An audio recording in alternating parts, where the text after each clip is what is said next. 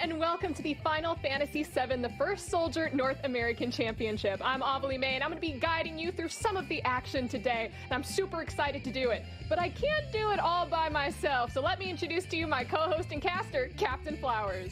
Hey, what's going on, everybody? Been a big fan of Final Fantasy as a series for years now. I've always loved the world of Final Fantasy VII. I'm excited to jump into what we got going on here today.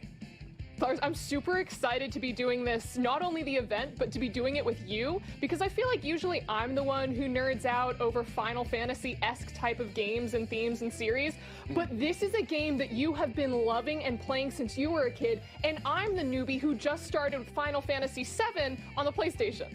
Right, I've been playing these games since I was younger, like all the way back. Final Fantasies 7 through 10 is like the golden age of the series and of JRPGs in their entirety, in my opinion. So super excited to jump into this. Final Fantasy VII has such a long-standing story and long-standing world that has now expanded into multiple games like what you're talking about with Remake Integrate, Dirge of Cerberus, Crisis Core. Like there's so many different things, including Final Fantasy VII The First Soldier, which is what we're covering today.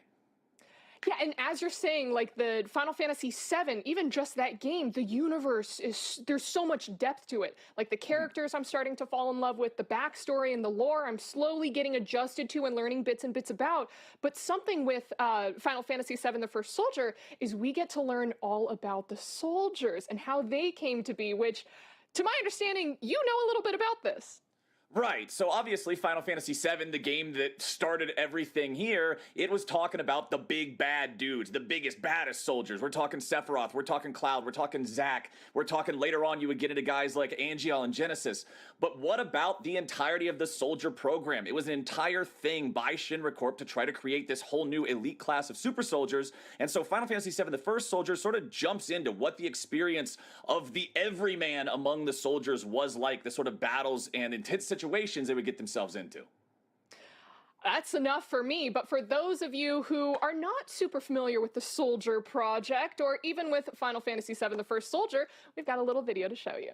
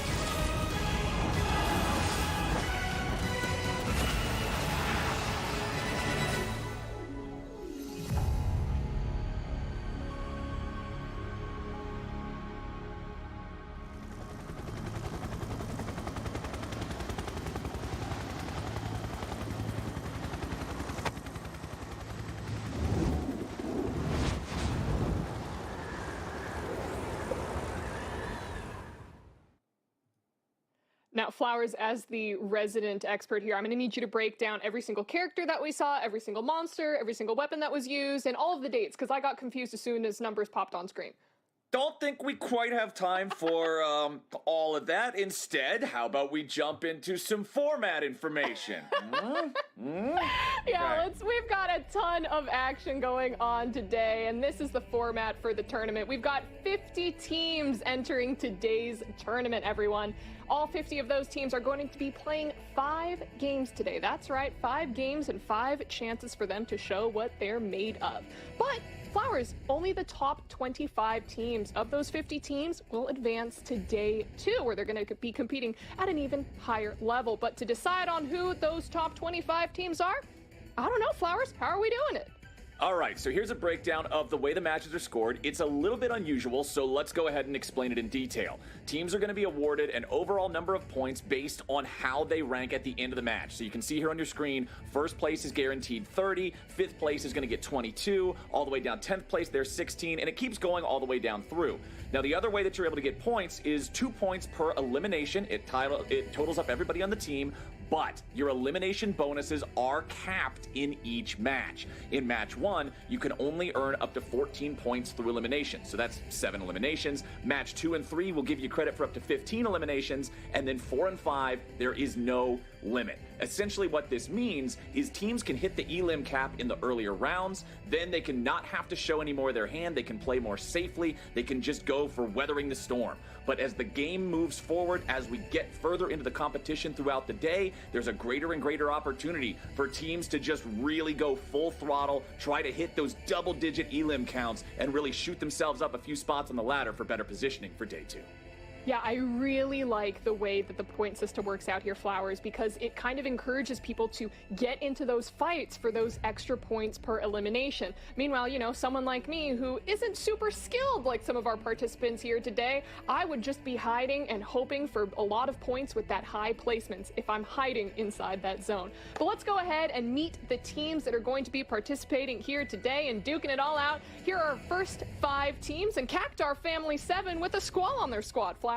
Yeah, Squall's not in the right game. He's still probably having a pretty good time, but, you know, everybody wants to be a part of some of our Final Fantasy VII action here. We got Team Bahamut on the next page. Lots of Bahamut in Final Fantasy VII. You love to see it. And Team Rocket, I believe that they were one of our top scorers in our preliminary, so that's definitely a team to keep your eyes on. Oh yeah, we definitely got a little bit of a look into how people were playing beforehand. Going to our next page here, the Mako Crisis, very much on theme for the Final Fantasy VII world. We have Anthony Plays Games TTV on Los Diablos, so I guess they're showing off their POV as well, Flowers. And look at that, a team called Hidden Leaf. Do you think that they're going to be playing Ninja Styles? I don't understand the reference, Ovilee, but as we move to the next page, we have Lunchables, and I understand the reference to those because I enjoyed them plenty back when I was a kid, first getting into Final Fantasy as a series myself. And then as we keep moving forward here, our next batch of teams, we got the Cool Cats showing up, hopefully ready to keep their cool today, got to perform under pressure. I've got another reference for you. Do you think that Team Blank is a No Game No Life reference, or do you think they just forgot to fill in the team name on the form? Well, I'm 0 for 2 on understanding the references, that's for sure, but hopefully they'll be doing better than an 0 for 2 scoreline as they move into the competition here today. Team Ragnarok, that one's technically could be another Final Fantasy VIII reference as well to go along with Squall. We'll have to see if these guys got their Final Fantasy VII knowledge tuned in too. And then on our next page here, who's jumping out to you, Ovilee? Benji has stars in their name. Look at that. We've got a filled-in star and just an outline of a star. I feel like Benji has the swag to carry Team Daddy's Redhead to victory.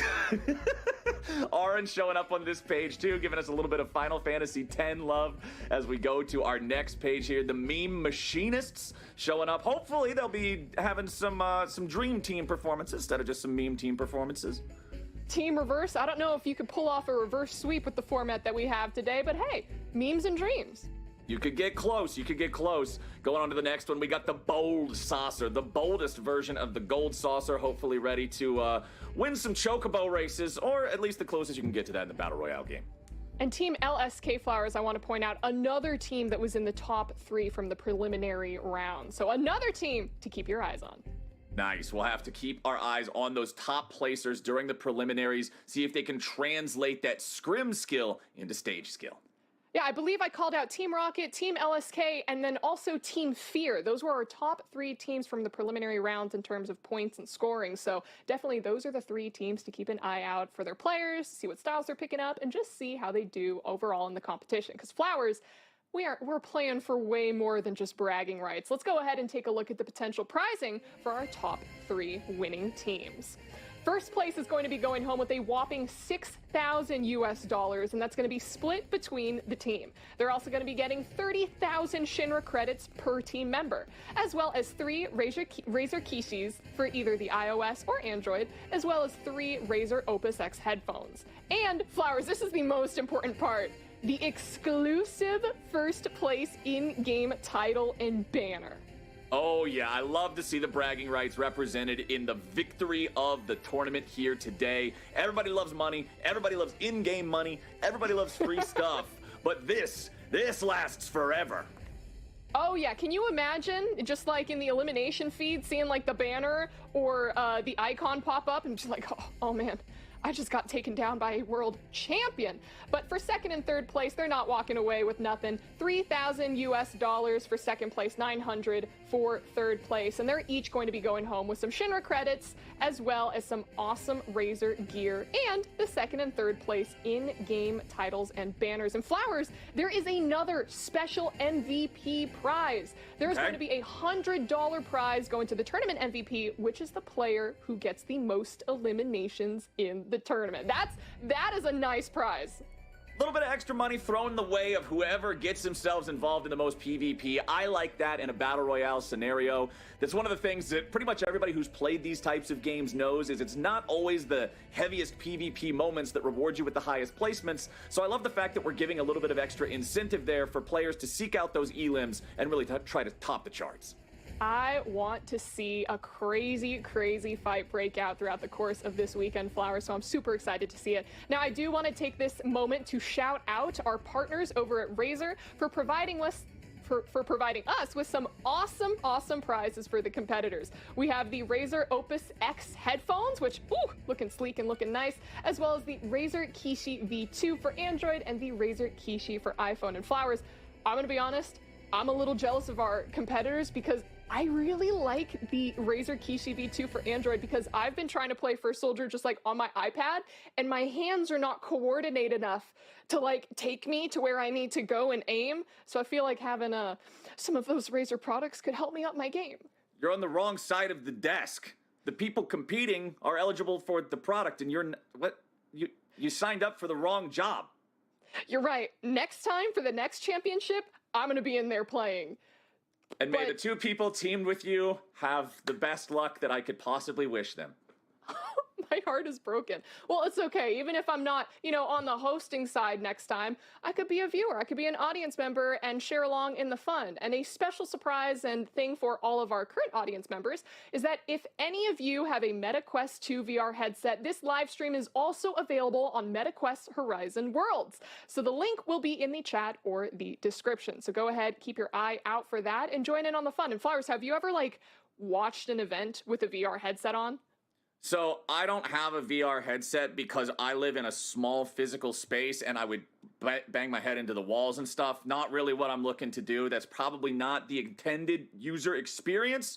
So unfortunately for me, I've never been down that road, but we've got it as an option for everybody watching here today, and it's just another way to enjoy the show that's heading your way. But before we get to the show, Ovilee, I do believe we have one more special piece for our introduction here.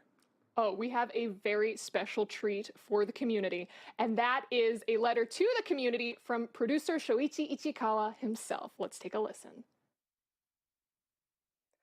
To all our valued Final Fantasy VII The First Soldier players and viewers, thank you very much for all the love and support for Final Fantasy VII The First Soldier. I'm very happy to see many soldier candidates register for the First Soldier Championship. We have received feedback from players who wish to participate in the tournament but were not eligible. I have read through your comments and wish to consider your feedback for the future. After seeing the interactions on the tournament Discord server during the preliminary rounds, I saw many comments between players who commended each other's skills and provided comfort to one another before and after the matches. Although rivals on the training field, I am completely moved by the respect shown to each other and overall positivity of the players. The Final Fantasy VII First Soldier team and I are very lucky to have such a wonderful community. I also saw players who wished to become friends to play more private matches together, which was very nice to see that we could introduce a feature in the game that brings the community closer together. The new season is on the horizon. Season 4 will begin August 31st. New locations on the map themed after Gold Saucer have been added, as well as a new style, Trickster, which will introduce new strategies and a more dynamic way to enjoy the game. I highly encourage all viewers to try the new season themselves. We have a bunch of exciting content planned for Season 4. Please stay tuned for more updates. Most of all, I am extremely excited to see which team will mark their place as the first ever champions of the First Soldier Championship North America tournament. I will be cheering all the players on with my eyes glued to the live stream. I wish all participating teams the best of luck. A letter like that from producer Shoichi Ichikawa himself out to all of the participants and commending them for not only their competitive spirit, but also the community love for each other, setting up scrims outside, encouraging each other, challenging each other within that Discord server. Flowers, that warms my heart. I love seeing the leadership of a game be so invested in the game and so invested in the community around it. I'm right there with them. I hope that this is going to be an awesome showing here from all the players, all the teams that we got gathered up. I hope we get some truly incredible moments in some incredible PvP between everybody. But we do have to take a break before we go any further. Once we get back from that break, we'll be just a couple minutes away from round 1 of the Final Fantasy VII, the First Soldier tournament. Do not go anywhere. Y'all don't want to miss it.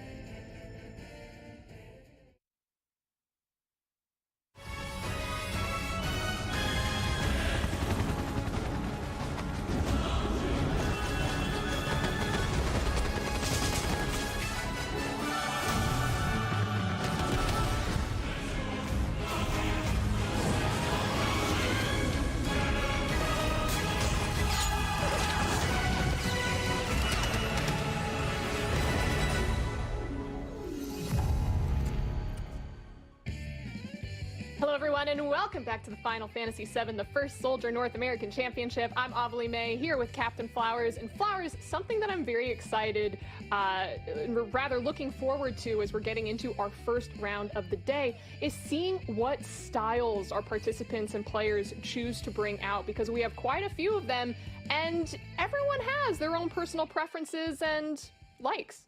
Exactly. Jumping into this game here recently, still pretty new to the game myself, looking through the different classes, one of the ones that immediately jumped out to me that I expect to see a lot of is the ninja. I feel like in Battle Royale in general, mobility is going to be something that you're always after. It's always going to give you the opportunity to find angles, find movements, and just have more choices available to you. The natural mobility of this class, having things like the double jump, having the ability to go invisible, as well as all the passive skills that enhance movement speed or the ability to reposition, I think this is going to be a class that's sought after by a lot of players in a competitive environment like this. Definitely, and when I first got my hands on the game, the first style that I tried out was the Ranger. And I know, sure, everyone gets their own, guns and melee weapons to work with, but for the Ranger, it gives you that little bit of extra boost when dealing with all of your artillery. You get the increase for your inventory for ammo, as well as just that shorter reload time, and a ability that I found myself using a lot of was the Assess, which allowed me to scan out the area for any enemies who are nearby or any monsters that I should be taking down, and whatever effects are popping out as well. And I feel like that's great utility, and especially when you're playing in a team environment where it's squad v squad, having that utility and being able to give a little bit of support to your squad is going to be super detrimental in some of these fights. Yeah, and talking more about classes, just diving into these a little bit more, a little bit deeper look into other styles. One thing I'm also hoping to see a lot of is the Sorcerer, the ability to both enhance and manipulate their usage of the materia system. I think it's one of the coolest aspects of this game, being able to use these familiar spells and abilities that everybody recognizes from many, many Final Fantasies before, and have them be available more readily, have them recharge more quickly. Resource management is also another super important thing in pretty much any BR game, and Sorcerer just supplementing and bolstering their own ability to use and upgrade materia, I think could be a pretty big difference maker in some of these matches. Yeah, Flowers, I hope you're happy with your materia and your spells and everything, but what about the warrior, Flowers? What about bringing out a giant sword and just swinging it around? What about using the rush ability to just gap close, charge your target, and then just start swinging, okay, Flowers? That's what I also want to see in this weekend's tournament. I want to see people just whip out the sword and start fighting. And for anybody who may be curious, we do also have a style tracker running behind the scenes. So as we go through the games today, as we progress through the matches, we will be able to go back and look at how many different players are playing different styles, which ones are the most popular, which ones are falling by the wayside, and sort of the way the meta is shaping up. But here it goes. We're into game number one, getting it rocking and rolling for today. One thing I do have to let y'all know immediately, because we have 150 players competing across 50 different teams here today, not everybody can fit in the same lobby. So here on day one, it's going to be 2 lobbies running simultaneously, 75 players in each one, 25 teams in each one. So we're watching this first lobby now. This has Team Rocket in this lobby. They were the highest placing team during the scrims, during the practices, so they're going to be one to keep our eyes on. But we will be watching this entire match, and then afterwards, we'll either go to the highlights of the other one if it's already finished, or if it's still going, we'll do our best to jump in there and cover the exciting finale of that second match for y'all as well. And Flowers, one more thing that I want to point out to everyone who is watching is that we are on a slight delay for competitive integrity. So there's a couple minutes delay in between, but what you're seeing, everything is still happening today. Alrighty, so you guys are on a little bit of a delay from us, so we will not be able to interact directly and lively with the chat, but we'll always try to be getting in there, seeing what's going on a little bit. Right now, we still are early on in the phases of the game that are going to be a lot of resource gathering, right? A lot of going around. Find the treasure chest, kill off a few NPC enemies if you can, and just make sure that you're getting yourself in a good spot for when the PvP really breaks out. You're seeing that elimination feed on the left side of your screen start to flow in already. Couple of knockdowns going through, but remember, unless they come in with a full elimination, players will be able to revive their teammates and get back to full strength. Flowers, we were talking about the styles in terms of the Ranger or the Warrior, but honestly, can we talk about another type of style? Our character customization style? Just like the in-depth customization that you can have with each of your characters, including like heading into the shop and choosing which outfits you want to do. I think someone had a pool floaty at one point. I personally love that about this game. You got a cool hat, Ovilee? You find yourself a cool hat? I got glasses. That's all I've unlocked so far. All right, all right. So we can see here players just doing a little bit of early farming, trying to pick up some of these neutral monsters. The Drake there, if you hit it with enough fire damage, you can knock it down to the ground and then make it so your teammates can jump on it a lot easier. So picking up just a little bit of extra resources, farming that one down fast. We've actually got a machinist and a monk here in this group, which we didn't see a ton of during the practice rounds yesterday. Sorcerer, also the third pick here on this team, Lupus piloting that one. And it looks like they're mostly just concerned with continuing to roam around here in the outskirts, take down these weaker neutral monsters here with the Hedgehog Pies. I mean, anybody who remembers these things from original Final Fantasy VII, you fight them in the overworld and the plains. They're just as derpy as they are in this game. They're kind of just free money. I'm super excited, Flowers, because as I mentioned, like, I'm just getting introduced to the Final Fantasy VII universe with Remake, and I haven't even made it outside of, like, the Midgar slums yet, so I'm like, oh, what's this as I'm running around, or oh, what's this, or when you go plateside on the other maps, like, this is all still so amazing and fun for me, like a new Final Fantasy fan. Exactly. So I'm excited for when we get some of these big battles really start breaking out here in match number 1. There's still going to be plenty of time for that circle to close in. Still plenty of time for players to walk around, do their resource gathering here right now. Switching over to a different party. We see in this one, we got a little bit of warrior, a little bit of sorcerer, some ninja being picked up, but the PvP is breaking out and health bars are going to be taken low as it's Paradox 420 who gets down first. Thunder Materia ripping off in the middle of the fight, trying to create a little bit of zone control, create a little bit of an opportunity for some movement as they press forward. You're seeing some ice fly out there as well as Hannibal's going to be taken incredibly low. The zone starts to shrink at the same time. This is the type of PvP scrapping I was talking about, looking forward to seeing. Yeah, the Blizzard Materia being able to throw out those ice chunks, doing damage and also slowing people down. Super effective for these intense scrimmages and also super fun to watch. Okay, so let's see if we can keep that going. Let's see if we can keep this tempo nice and high. You can see in the top left part of your screen right now, we still have 20 teams out of the 25 active, with 56 out of the 75 players that loaded into the game currently operational. And as I say it, another one gets down, so 55 remaining. Remember that if they were all at full strength, we would be seeing 60 players. So there's a couple teams running around a man down right now, looking to be able to get those revives, looking to be able to bring these guys back. Because as we get closer and closer to the end, as the circle gets smaller and smaller, and the opportunity for you to engage in PvP becomes more and more near mandatory, you don't want to be caught in a bad spot. You don't want to be caught man down. You don't want to be the ones having to approach a new spot at a disadvantage. So this is a time for teams to really poke around at each other, test one another's strength. If you got off to a good start, got some good drops from some of those neutral monsters, got yourself in a good place with your treasure chest drops, go out and look for some PvP. Try to scrap around a little bit, utilize that advantage early and often, but don't go too hard just yet. Save the big guns for later on. I love this game's parkour, because usually when you think about parkour, Flowers, you're thinking about like, oh, okay, I'm gonna jump from a building to a building over here, I'll do a little roll or something. No, parkour in this game is let me scale this entire mountain. Like, no hands, we're just using our feet to run up it. And it always makes it more fun to watch the more movement players have. That's one of the reasons why I was talking about the ninja class as well, and one reason why I like it so much is movement just gives you choices, and choices are one of your most valuable resources in a game like this, as Olmus now has to be very, very careful. Shiki 410 has already been knocked down. Olmus trying to see if there's any sort of a way to get in there, help that teammate out, but things are not looking good. Olmus having to back away now as Vince Strife and the squad move forward. They get the flank. Olmus is going to be knocked, and that looks like it should pretty much wrap it up there for Olmus's team as Vince just moves in, gets the angle, gets the elim, and keeps on pushing forward. 18 teams remain. That was a good play, and that's what happens when not only do you have the number advantage, but you also have the high ground, Flowers. And look at that, we're looking from Benji's POV, our star player. Do you see what I did there? Because he has stars in his name? Yep. Flowers? Can you acknowledge me? Yep, acknowledged. I gotcha. But it looks like our star player is a little hurt right now, casting cure on himself.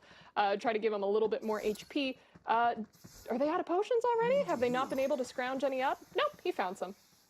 Yeah, that's one thing to keep track of as well as we move forward. Resource management going to be huge as more and more areas shrink, more and more neutral monsters are eliminated, and more chests have already been opened up. Those cure materia and the ability to regenerate HP, transform that mana bar into a health bar, essentially is going to go a long way, especially if you've got a sorcerer in your party who's able to regenerate MP and use those materia more effectively. But now let's see what we got shaping up here. It looks like a couple of squads might be finding contact with one another. Benji, King, Groot, and Riven all moving up. Padawan and Sentinus have this high ground here, but they've got to be careful because they have already permanently lost a teammate. They weren't able to get the revive off Padawan, taking a lot of damage. Padawan goes down, not completely out yet. Still an opportunity for the teammate to revive, but when they're already down 2 versus 3, now reduced to a single active player, things are going to be problematic. You can see the neutral bomb enemy there on the map, capable of dropping the bomb launcher if you defeat it, but could also be a big problem if it ends up self-destructing instead.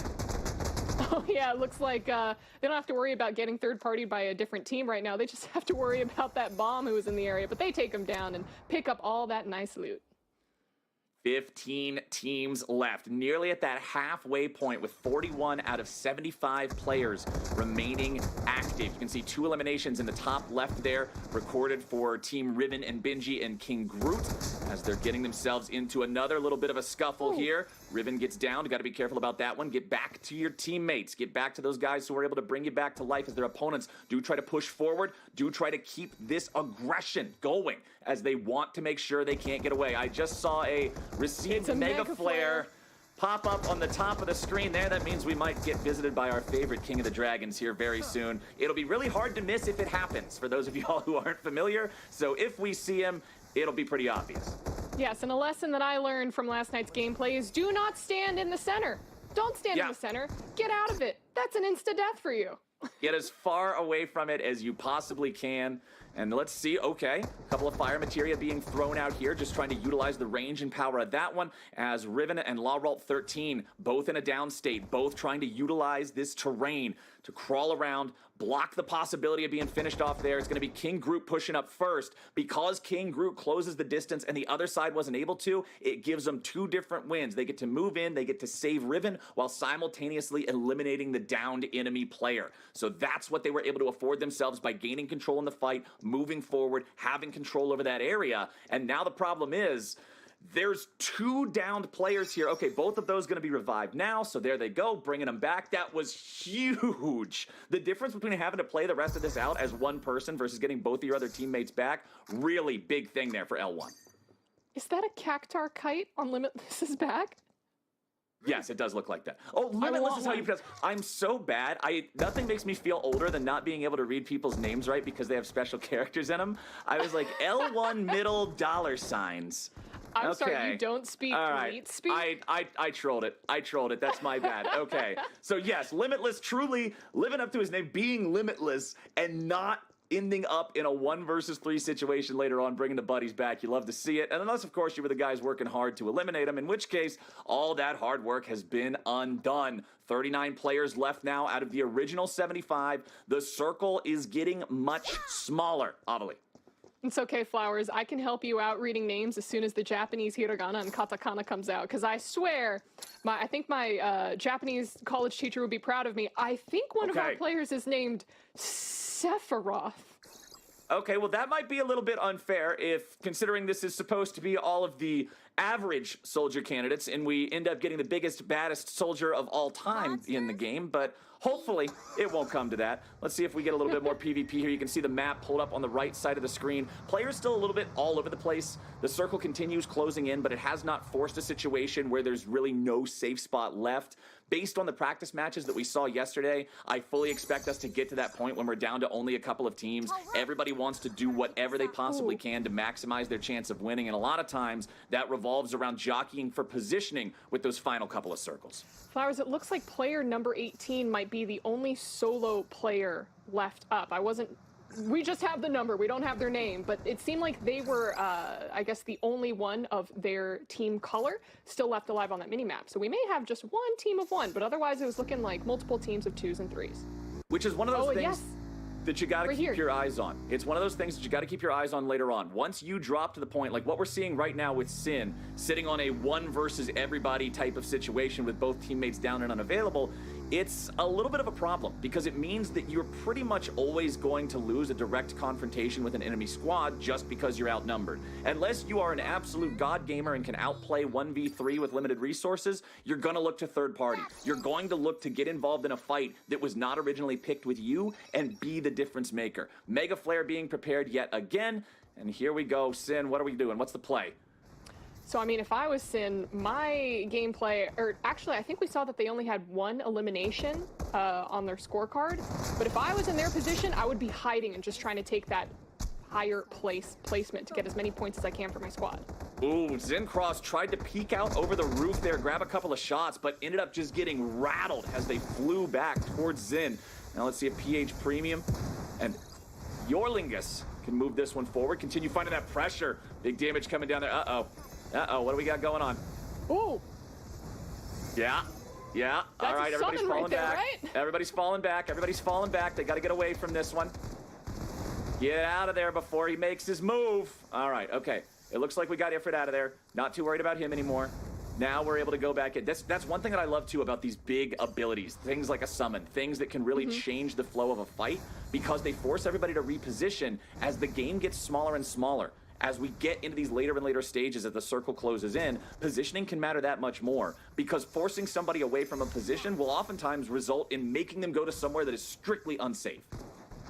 Absolutely. You see a lot of people still running away from Ifrit. We see a couple blinds going out. There's Ifrit again, striking down, causing some chaos with that summon. Okay, we're down to 38 players now, so at the halfway mark, technically 37 and a half, but hey, it rounds up, right? 15 teams out of the 25 are still active on the map, but as you already mentioned earlier, Ovilee, not all of those teams operating at full strength, not all of those teams 3 players strong. Let's see how this one's going to shake out. Ifrit's on top of the building. Ifrit's just everywhere. He's having a party. He is loving this. He has become the main character of the show. Loving it, and everyone else is just terrified and running away as we see all of the fire and chaos just start to rain down on some of these other players. I do like being able to fly away that we see Errol going right now. I also like the heart sunglasses. Those are fantastic. Heart sunglasses? Is that the kind of sunglasses you said you got? No, I got like normal glasses, but that's okay. Oh, and it looks like Alpha gets down. Alpha getting down there. Looks like we might have a little bit of a scuffle up here. Blind thrown down onto the ground. Blind, one of those materials that can offer you a lot of support capabilities. Pretty much just like a smoke grenade in any non-fantasy world. Going to create the opportunity to blind your opponent's vision, make it so you can get a little bit more done, play around that lack of information that you put on them there. As you can see, they're jumping in, going after Premium. Crovax looking to keep this fight moving ahead, utilizing the arrow to jump up over the wall. That's the power of that utility materia, letting them reposition, letting them keep up the chase. PH Premium still trying to get away as Crovax continues going after him very aggressively here, putting the bullets down range, takes him down. PH Premium knocked over by Crovax. And because they went down immediately, I wonder if they were the last person in their squad, Flowers. That was bad news there for them, but honestly, I love to see the aggro coming out from Crovax. This is that reward that I'm looking for having something like a $100 extra prize for an MVP. I want to see these players seek out these elims. There comes another one. Crovax, creator, and how this isn't, how do I say his name? Ogfurto? Ogfurto are all popping off. This squad is doing some good work here. Or it's OG Furto. It could be Og Furto or it could be OG Furto, but they're also on Twitch TV. All right, That's 3 minutes from now, part. chat, whenever you hear us having this conversation, if you hear us say anybody's name wrong, please feel free to chime in and let us know how we're actually supposed to pronounce it. I would appreciate it. But of course, that'll be 3 minutes from now, so I'm talking to you guys in the future. Future y'all, I sincerely appreciate you helping us out as we still have 12 teams left. We still have 31 players active on the map. So we got a nice shiny crate here that Crovax is going to be able to secure. It's a big supply drop, so any rare and kind of like powerful items or weapons are in there that they could potentially pick up and help them as we get into these final 31 players, Flowers. And oh, there's a fight. Okay, let's see if we can end up getting much out of this. Just going to be a Tonberry pickup. That's one of those rarer monsters that can be a bit of a problem, too, if players aren't taking it out correctly. Remember that if it uses its best attack, it can just take a player down to 1 HP, which can be pretty problematic if you don't have a lot of supporting items, you don't have a lot of heals. Another bomb up there on the top of this mountain. Can they get him, or is he just going to explode? Hold on, let's see. Come on, Mr. Bomb, what are you going to do? I'll tell you my Tonberry story as soon as we see how the bomb is taken care of. Looks like they should have him taken care of pretty easily here. Doesn't look like he's going to get too Easy spicy. peasy Yep, for them. he drops rewards, so we're good. He Yeah. didn't end up self-destructing. I had to learn the hard way about Tonberry. Probably, I think it was in my first game that I had played, and I just ran up. I was like, oh, it's my little buddy over there. I didn't even shoot Tonberry. I think I shot next to him, and he disappeared momentarily, came back, stabbed me in the back, and I had 1 HP left. Flowers, it was not a great experience. I was scared. Yeah, Tonberries are one of those things that, you know, throughout the history of Final Fantasy, they're one of the cute, cuddly-looking little monsters that appear in the game, and people kind of love them at a glance because they look like a little stuffed animal, but they're definitely not that in terms of their in-game effect on players, we will say. At least here in Final Fantasy VII First Soldier, it's not an insta takedown. It's just going to take you to 1 HP instead. But now watching Metal Zero, Jushi, and Omina, these guys just driving around in a Jeep together. You can see Crovax getting the knockdown onto Limitless there in the elimination feed on the left. Limitless not completely eliminated now, however, that health bar disappearing rather rapidly. I feel like Crovax's squad taking over right now with things getting closer and closer to the end. You can see Og grabbing a kill. Again, okay, Crovax taking out Limitless one more time. That looks like it might be the end here for the Limitless squad, as I do believe all were taken out. Back into the POV of the Crovax squad. Creator this time, running around on the Ninja. This team is doing so well. Oh yeah, 5 elims on the board right now as we're watching Creator. This squad is not only going to be placing high in terms of overall team rankings, but also they're picking up those extra points for those elims. Remember, 2 apiece, but capped at 14 for the first 2 rounds. All right. Let's see how they want to play this one out. That circle is going to get much smaller here very soon. You can see the top right part of the screen, the map showing us where that one's going to be.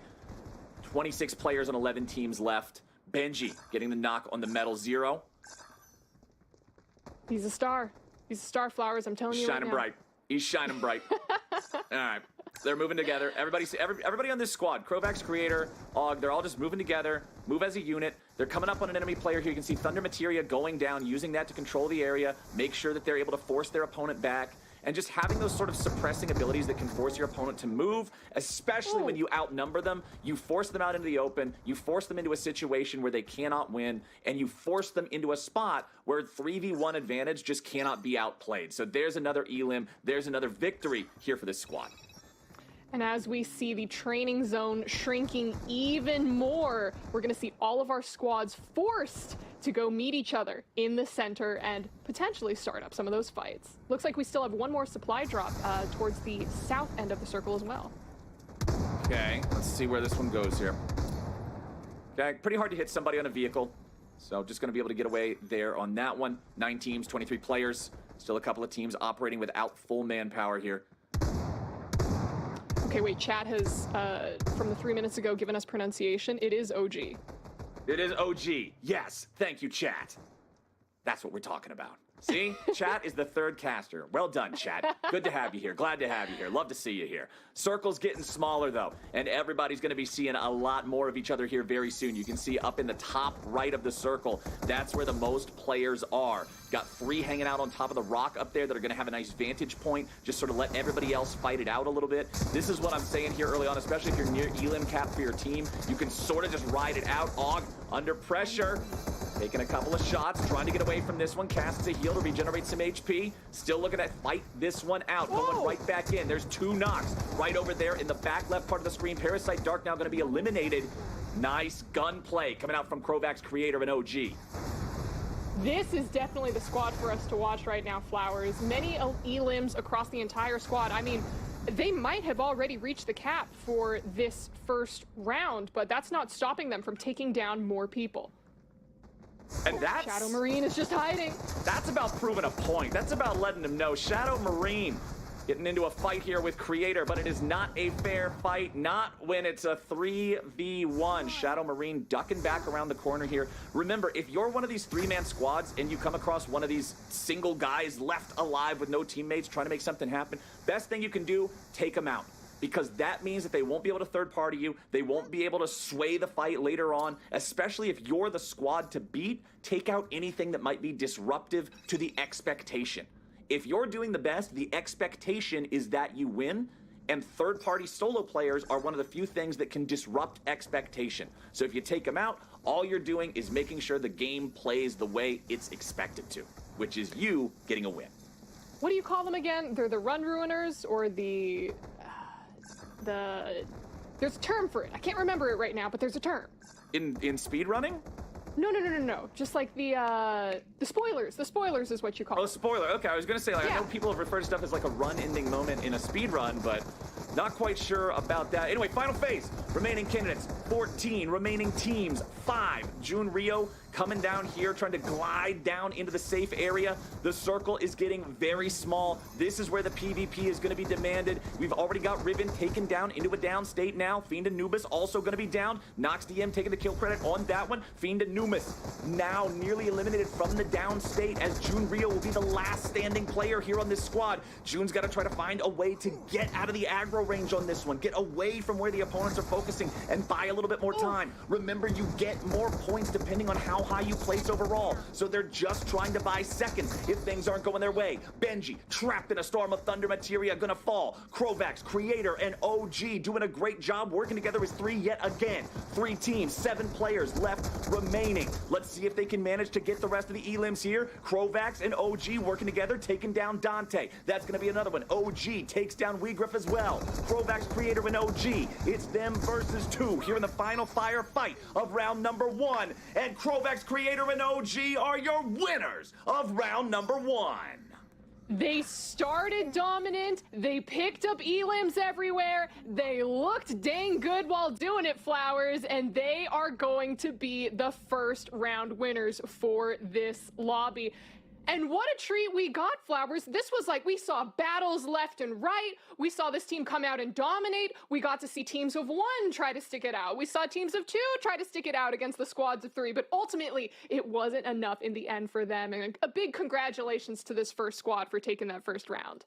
Awesome way to start out the day here in the Final Fantasy VII, the first Soldier Tournament. Definitely some impressive moves coming out of them, and there'll be a squad to keep our eyes on as we move forward in the competition, move forward throughout the day, and see who can step up and take them on.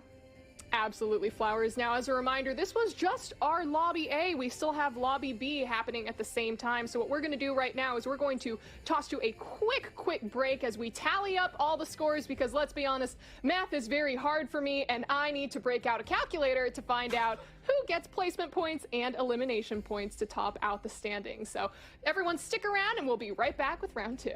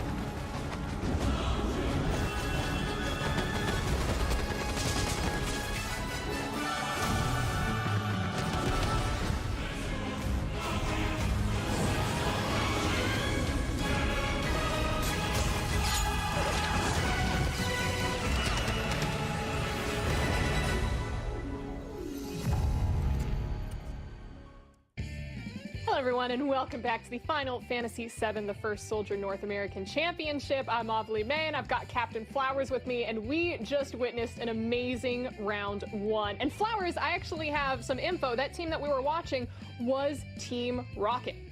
Hey, so it that makes was sense. one of our top prelim. Exactly.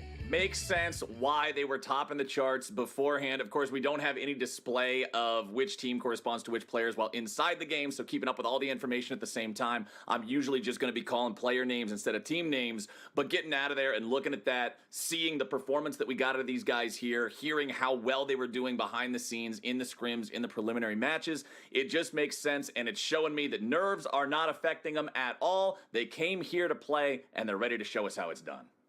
After that round, though, Flowers, I'm sure that everyone is going to be remembering their names, especially all of their other lobby players, because that is the team that they need to take down. But listen, that was just Lobby A. We still had Lobby B happening at the same exact time. So let's go ahead and take a look at some of the highlights from that lobby. Let's do it.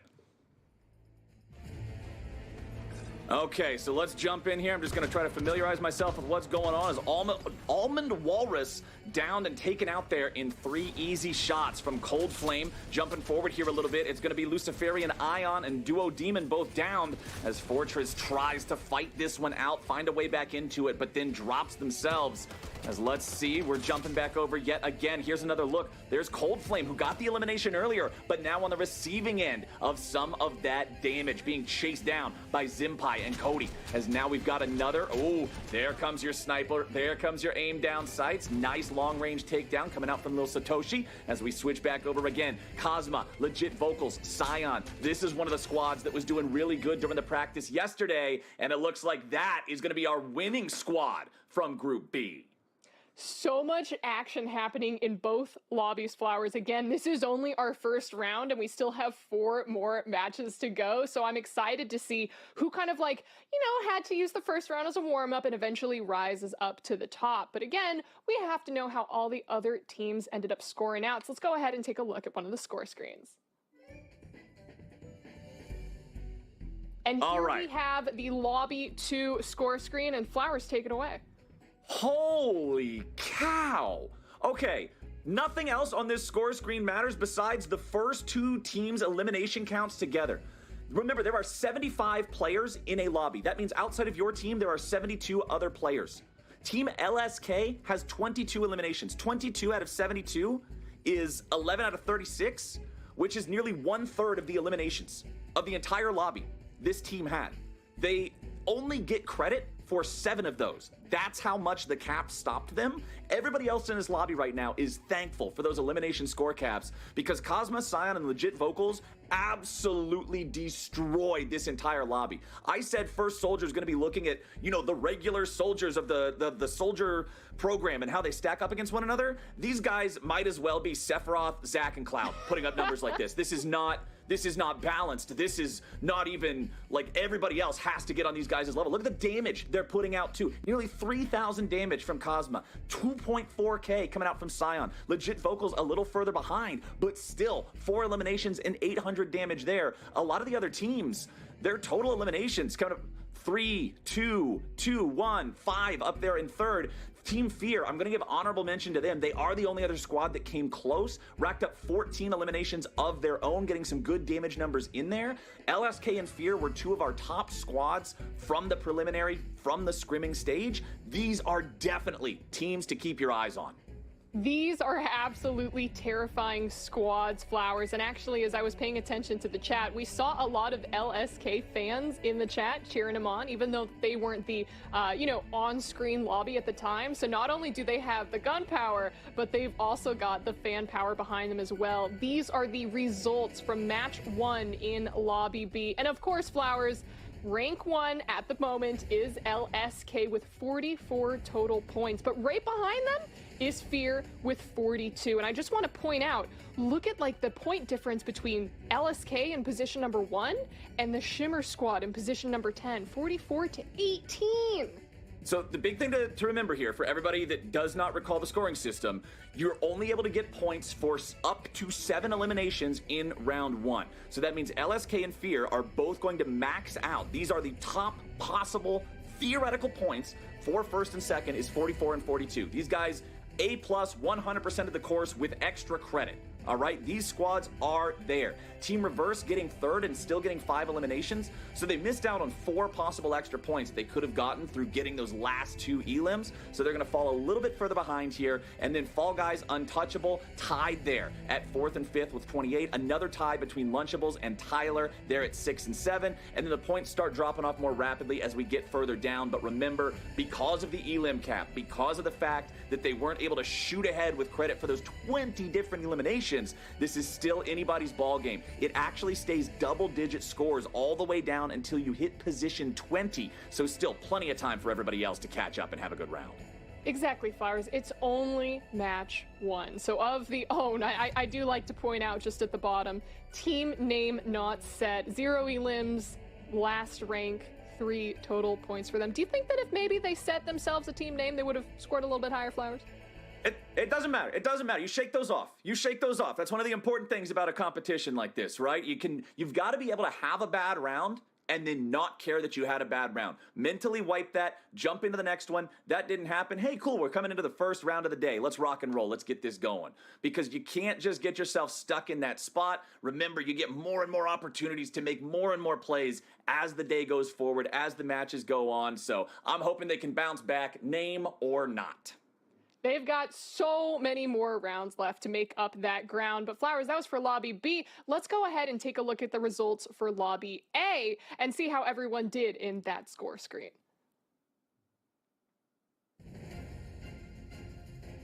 All right, Lobby A. So remember, this is the one that we were watching here live on the stream. Now, may I put your attention over on Team Rocket, because when I called out the domination of Lobby B and how the first place squad had 22 total kills, Ovilee, I know you're not good at math. You've said it yourself, but 6 plus 8 plus 9, that's 23. And 23 is more than 22. So Team Rocket actually is the highest scoring team from both lobbies. Here in Lobby A, barely edging out the LSK squad on the other one. Corpse Cafe here in second place. They're going to end up with a total of 10 eliminations. And actually, Daddy's Redhead over there in third, they're coming out with 12 eliminations themselves. So actually higher elimination count total than second place, but weren't able to survive long enough. These 3 squads are the ones competitive at the top of this lobby. Everybody else you can see sort of falling into the same roles that we saw in Lobby B, where they're ending up with 2 kills, 3 kills. Got to give credit here over to the Zigbars, who managed to put together 7 total eliminations for themselves. That means they're going to be a little bit closer to the top. They do hit the 7 elimination mark. That is so big for the Zigbars. The Zigbars placed 7th or 8th overall in the lobby. Not a super impressive placement, but they jump up to 4th. Because of the elimination credit they got, they're only 7 points behind Daddy's Redhead. They're only 11 points behind Team Rocket, who got the 23 eliminations. That's why it's so important to always be playing for those elims. Absolutely, and let's just take a quick glance at our top 10 right now. Team Rocket in position number 1. Oh, Synergy in position number 20 so far as we take a look at the second page. And let's see those final 5 teams and how exactly they are stacking up right now. And it looks like, ooh, Azure Dragon with 1 total point at the bottom right there with Onyx X and Jet, Frostwolves Clan, Tacos Crew. And this is the overall right now. Now, these are the overall standings that I should say, with Team Rocket and Team LSK, both of our first place teams from each respective lobby, tied for 44 total points. And of course, we have Corpse Cafe and Fear, our second place teams in the first round, I should say, with 42 points. And this is how it's looking for our top 20. And now this is going to be interesting, Flowers, because as we look at our next slide, this is where we're going to see the current cutoff with the top 25 teams. And it's very close. It's very, very close. You can see the difference between top and bottom of the 20 through 30 rankings is a grand total of 6 points. 6 points is 3 eliminations. Get yourself 3 eliminations, cool. You're past the line, you're moving into the next round. But what I'm also going to say is this. The top of the table will become more competitive as well as we move forward, because for these top teams, 7 eliminations was not hard to get. Now that we're moving into match 2, remember that for match 2 and 3, you can get credit for up to 15 eliminations per squad. So that means that these top-ranked elim squads that we're getting first, that we're getting second, they're still going to be maxing those out. and the pressure is going to be there for the second and third place teams to really kick it up a notch and stay competing with them, stay maxing out those elimination-based points. Yep, Flowers, and it looks like as we're getting into match number 2, we are following Lobby B this time. So now we get to see how the other lobby performs as we got to see Lobby A go in match 1. And right now, I'm looking at the style game, and I'm enjoying the Chocobo hoodies. Okay, so I want to point out, we're watching Kazmah, we're watching SION, we're watching, this is that first place squad, right? This is the squad to keep your eyes on. LegitVocals already downed at the start, so they want to make sure that they can get him revived, get the squad back to full strength as early as possible. Like, that's, unfortunately, sometimes it can happen at the beginning of the game, right? It can be a little bit RNG heavy in any battle royale, just what you get at the start. Do you accidentally bump into somebody who had a better weapon or whatever? Hey, it happens sometimes. They're back to full strength. This is the squad that got 22 kills. This is the squad that I would say are now heavy favorites to win this lobby event. Absolutely. And oh, we got to see the rush. We got to see the rush as we mentioned in the pre-show, Flowers of the Warrior style. And I just love I love their outfits so much. Is that like a chocobo feather for their sword? What sword aesthetic is that? Yeah, it's looking like a little bit of a chocobo feather there to me. Okay. Right? I see what you're talking about now. Yeah. Chocobo feather sword. I can appreciate it. Matches the teammate's chocobo hoodie pretty nicely there. But this squad, man, honestly, I don't know how ethical it is, but I feel like if you're in an area with a couple other teams and one of those other teams is these guys, you just try to 2v1 them. Because they're way too good. The earlier this team can be eliminated, everybody else in the lobby practically just has to strike an accord, like have a deal with each other. Hey, if we see these guys, everybody dogpile them, because otherwise they're going to run away with the lobby, they're going to run away with the scoreboard, they're going to run away with the points, they're going to run away with the win.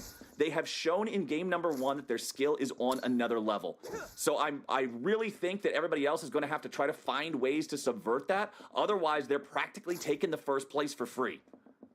Something that I want to point out, Flowers, that's a little bit off topic, but yet still very relevant, is that while we're seeing a lot of Chocobo swag, I should say, on most of our players, Chocobos are not enabled for this tournament, Flowers. Oh, yeah, that's right. We're not going to see anyone ride a Chocobo, and that clearly makes me sad, but for reasoning, I would guess that it's because I've hoarded all of the Chocobos. I now own all Chocobos, and I've built a little farm. Okay, keeping them all to myself. Chocobo breeding. I mean, hey, it was a minigame in Final Fantasy VII, right? It makes sense. It was. I'm excited for it. Do you think they'll have it in Remake, or was it in Remake?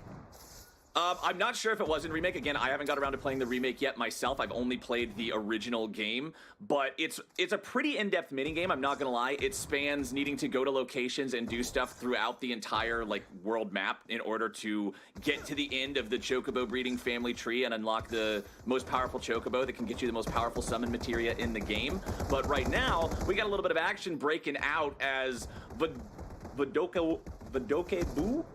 I'm trying to pronounce it as Boo gets the knockdown there. Sometimes you just got to shorten the names. You got to go with the syllable that you know how to pronounce, and that's all I'm going to be doing here as Kody, Zempai, and Boo work together to be able to find the takedowns, find the elims, and keep on moving forward, keep on collecting these resources early on in match 2. Do you think people get scared when they see his nameplate? Why would? Because it says Boo. Oh, I thought you meant, was it like intimidating if he's a top? I thought we were getting into like the top ranked player type of thing. Okay. I would get scared. Okay. Do you know what a ghost's favorite fruit is? I'm not doing this. Bananas. Hey, look, it's Squall Leonhardt from Final Fantasy VIII, critically acclaimed Square Enix masterpiece, along with Final Fantasy VII. Squall Leonhardt, how are you doing? Yes, except Squall's a dragoon in this game, so he's got a lance instead of a gunblade. I actually saw one of the ninjas earlier having gunblades, gunblade katanas. That was pretty sick. I was pretty happy to see those. But one thing I'm noticing, Ovilee, by the way, when we were talking about styles earlier on in the game, a lot of these squads are running ninjas. A lot. We're seeing a lot of it, and it's probably because of the mobility, like you had suggested before. Well, hopefully we got some plays coming out here now. Gorgeous using the blind there to drop a smokescreen for a little bit of protection. You can see, though, the health slowly whittling away. Casts a heal to be able to get himself back up to a little bit higher HP. That's your arrow tornado that gives you the opportunity to fling yourself up into the air, gain some more vertical distance in particular. as Squall still on the top of the building right now. Teammates Stealth Storm and Azar Halon. They got to be careful a little bit. Looks like Stealth taking a lot of damage over there, separated from the rest of the team for a little bit. Gorgeous, JD Miller and VT working together, finding themselves an elimination of their own. Still 50 players through 18 teams left here, so 1/3 of the way through this second match in Lobby B. Squall Leonhardt's going to be found up in the air. They're trying to shoot him down, see if they can rip those wings right off, but Squall is flying away, and he's flying away fast. Unfortunately, does get downed here, so now somebody else from the team's got to save him, because Gorgeous is in hot pursuit. You better watch out, because it looks like JD Miller is coming. He's gonna give you a hug with that big old cactar suit, and that's gonna hurt. Oh no, Squall, there's no way out, brother. Good night, goodbye, R.I.P. Squall Leonhardt is taken down, and now the whole squad can just loot up, gather up anything that he might have dropped, and get ready to keep on moving on. Azar Halon, we were watching these guys a little bit earlier. That's Squall's teammate. Squall and Stealth Storm both downed right now, so Azar trying to get him revived. Hopefully, there we go. Okay, there's one. Still got to get Squall revived, so at least they're back to having two guys, right? One-man squad feels like you're just permanently on the run. All you can possibly ever do is third party. Two-man squad, you can at least fight back a little bit if your opponents are disjointed. Maybe try to knock one down and then have an even fight afterwards. But it's still going to be tough. They still really want Squall back here. Absolutely, and it looks like, 50 players still up with 18 teams, and there we go. Squall is revived, and he's currently dropping down into the sector. Alrighty, so they're back to full strength as King Deku takes out Capitan Tingular there over. You can see the elimination feed still constantly coming up with a couple of names here and there. Kimiko taken out while in the down state means bad news. Better heal. This is Almond Walrus that we're watching right now, just slowly sniping and taking down people from up on this hill. It looks like King Deku and their squad maybe trying to look at someone else right now, because it looks like they're not quite looking their direction, Flowers. Okay, Almond Walrus, Hazard Zone, Cran Carry, just trying to get as many of these elims as they possibly can. So important now that elim cap has been lifted. Oh, you gotta hit those sword hits. You gotta hit those shots. Charging back in, finding a couple of swings. Jiro tries to get away from it. Fire Materia connects, and it gets the down. Nicely done. Now trying to finish him off. There it is. There's your elim. Lil Satoshi also taking out Emperor Phazon. You can see that in the elimination feed coming out. Full elim, not just knocked down on that one, as Almond Walrus has the sword back out, back ready to go. Repositioning yet again. Nobody really concerned about all these little neutral monsters. The neutral monster's probably pretty happy about that game state, as Kimiko also eliminated there. Almond Walrus hitting those shots from very far away. Almond Walrus just doing so much damage onto that opposing squad right now, Flowers, and it looked like they were just trying to run away or couldn't even figure out where Walrus was, but it looks like they are chasing down Darth Sin, who's trying to heal and get away, tries to rush out, but here we have another rush on the side of Walrus. Does not look like they're going to be able to escape, and they go down. R.I.P. Nicely done there. Almond Walrus, Hazard Zone, Cran Carry working together pretty nicely here. You can see King Deku in the sights. Not going to be able to dial those shots in just quite yet. King Deku's still at most of his HP. Using the terrain really well here.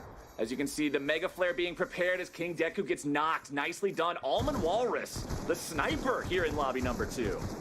Yeah, Almond Walrus is putting in so much work with that gun, Flowers, and I think it's kind of funny because they're the warrior class. So there's a joke in here about bringing a knife to a gunfight, or a giant sword to a gunfight, or I don't know, also happening to bring fireballs like they did in that last fight as well. Almond Walrus can do it all. Almond Walrus is just the hero of the day here for this team. 17 of those teams remaining out of the 25, by the way. 46 players left alive on the map, and it looks like we're not stopping with the action anytime soon. High ground controlled by Zempai, Kody, and Boo as they work together, but one of them does get down. Zempai got to be helped up now by his team. You can see the blind thrown down onto the ground to provide some cover as they res their teammate, working together to get him out of that very sketchy situation, that very difficult spot, and protecting him from being fully eliminated. Oh my god. Oh, sorry, Flowers. I just got scared when I saw that nameplate ominously coming out from the clouds. You're really sticking with this joke, huh? I can respect your commitment to the bit. I have never seen someone so indebted to a pun before. I can respect it, all right? I can respect that. But the fights are continuing either way. The blind is thrown down in the middle, and the blizzards are summoned up to play the role of the turret there as both teams skirt around the edges of that blinding vision and try to find an advantage against one another. Phase 3 Flowers, only 40 players left up across 15 teams, and it looks like Boo currently with 4 elims on the scoreboard for them, and he's dropping down right onto Walrus. Oh, Walrus. Gotta be careful about this one. Walrus pulling out the sword. Walrus is down. Not gonna be hitting any more of those long-range shots from this state as Crancarry tries to get away from it. But Boo and Kody and Zempai doing a good job together, pushing on these guys, finding their chance, finding their shots. There it is. Almond Walrus eliminated now. And Boo is gonna be the one taking the kill credit for that when you can see 5 eliminations up in the top left part of their screen as now Crancarry's dodging away from some fire materia, trying to outplay this one. Both teammates already down. Crancarry's only job right now is to get away, get these guys revived, reset a little bit. The fight has already gone the way of his opponents. Oh yeah, Flowers, and it looked like Walrus was just put in such a difficult position. They were focusing on one of the other teammates of Boo, and it looks like Kody and Zempai are trying to not make sure that Crancarry can escape and get those revives. They are chasing him down, and oh no, unfortunately he falls. Crancarry just trying to get all the way out, Run away, buddy. There it is. There's that ninja skill that is so incredibly useful. Throw the knife into the terrain, jump to the point where the knife connects. It gives the ninja this level of mobility that other classes have a very difficult time keeping up with. So now Crancarry can hopefully get the distance he's looking for, but man, this chase is not going to be given up lightly. Kody and Zempai still really looking to get this one done as SION shows up on your elimination feed over there on the left, getting the down plus the immediate follow-up elimination, continuing to push forward here for this squad of LSK. Is that a Chocobo motorcycle? I can't see the front of it. It does seem to be a similar color palette to a Chocobo motorcycle. I wouldn't know exactly. Crancarry is saying, I don't care if Chocobos aren't enabled right now. I'm finding my own loophole to be able to ride my chicken into battle. Okay, Octopus eliminated. Kazmah taking the elimination credit on that one. Again, another one of the guys from that top squad that we got to keep our eyes on here. Getting down to the last 15 teams. Circle getting smaller and smaller. Training zone shrinking. Even the game's agreeing with us. It's time to make that playable area much more conducive to some demanding PvP fights. Still got a couple of hedgehog pies hanging out that got to be careful that they don't walk in the middle of the road. Crancarry's like, all right, we'll pick these guys up for some free EXP and items while we can. Might as well. No reason not to. And okay, they just got control over the area for now. Hazard zone's hanging out here. We can see on the map that there are enemy players nearby, so it is going to be PvP here very shortly. I think, Flowers, did you see where Crancarry hit the hedgehog pies with his bike? No, I did not catch that detail. Hold on. Boo getting into a bit of a shootout here. Almond Walrus dodging away from the fire materia. I love the use of the fire materia to force your opponents away from cover, working together with his ally on the rifle there to make him go out into the open ground to secure the fact that they can get the shots. There it is. Fire materia going to get the first down, and that's Crancarry. Now going to be rescued by the teammates. Hazard zone backing away with Almond Walrus as they get pushed. Zempai, Kody, Boo working together to keep this one moving forward. They don't want to give these guys a chance to recover. Almond Walrus and Hazard zone try to back away as Zempai uses the arrow to fly up into the air and get an opportunity from an angle on some of this high ground on top of these silos. They still want to keep climbing up. There's Hazard. There's Walrus. There's the opportunity to keep it going, but now Zenpai's got to reset a little bit because he's too low himself. When you try to push 1v2, they have the chance to turn it around, but now Hazard Zone is back on the ground and he's got to deal with a fair fight. A fight that's not going his way. He will be down there, and now it's Almond Walrus trying to fight these guys off 1 versus 3. Awesome team play so far in this fight from Boo and Kody and the whole squad, and it looks like they're going to be rewarded with a full elimination here, 3v3. Looks like Almond Walrus was able to successfully escape, but so good on the side of Team Boo, Kody, and Zempai, because look at all those elims that they're just racking up. I believe, now I can't do math, Flowers, so I'll leave this to you. Have they hit the elim cap? I am not quite sure yet because since we switch back and forth between the players, I'm not sure where the elims are, like how many each person has. We'll have to check in after the game. I literally just don't have the answer right now. I do not have the answer right now. We'll have to see afterwards. But remember that the elimination cap for rounds 2 and 3 will be 15. So significantly harder to hit that value unless you're taking first place and just eliminating people left, right, and center throughout the entire game, but still very much doable for these skill cap squads, these guys that everybody else is struggling to keep up with. Preparing Mega Flare, I love seeing it on the screen. I love it when the Mega Flare comes into play. Bahamut has always been my favorite summon throughout all of the Final Fantasy series. I love anytime he gets to show up. But let's keep our eyes on Kazmah and Vocals and SION. These were our guys that we said we wanted to watch from the very beginning. And now they're going to find Azar here again, take him out effortlessly. Onyx pulling up there on that bike, just driving right on past, doesn't want nothing to do with this. And Kazmah, happy to just take the free elim there. Flowers, one thing that we saw when we got to see the map and where all the teams were positioned is that there were quite a few people who were not anywhere close to the zone lining. So basically what we're going to see is something what's happening right now, where it's going to be a lot of people using the high ground and camping out that circle outer lining to potentially, you know, pick off Tifa right here, or to potentially try to take down Kira. It looks like completely taking out and eliminating Suki right there in that moment. Yup, Tifa taken out with the long-range shots, and I do like seeing when players recognize, hey, I've got the ability to hit the long-range shots, let's play for the high ground plays instead. Now jumping down into a fierce melee to follow it up. JD in some trouble. That Cactar suit's not going to save him from this one. Gorgeous also in a down state, so these guys found themselves on the receiving end of a bad scrap here. Kazmah, LegitVocals, and SION just seem to have the ability to outplay their opponents in any situation. Kazmah got that. Kazmah is built different. Remember that yesterday during the practice, Kazmah was the one topping the charts with the damage meters. There's another long-range shot here. Kazmah is just making everybody within range absolutely suffer if they're inside his scope. Here comes another one. Let's see if he can hit these shots here too. A couple of those getting dialed in. You can see the ring continues to shrink. The pressure continues to be applied. Trying to get up the wall here. Kazmah gets another knock. The marksmanship here, just incredible. Flowers, what did I say? I said exactly what the strategy for Kazmah should be.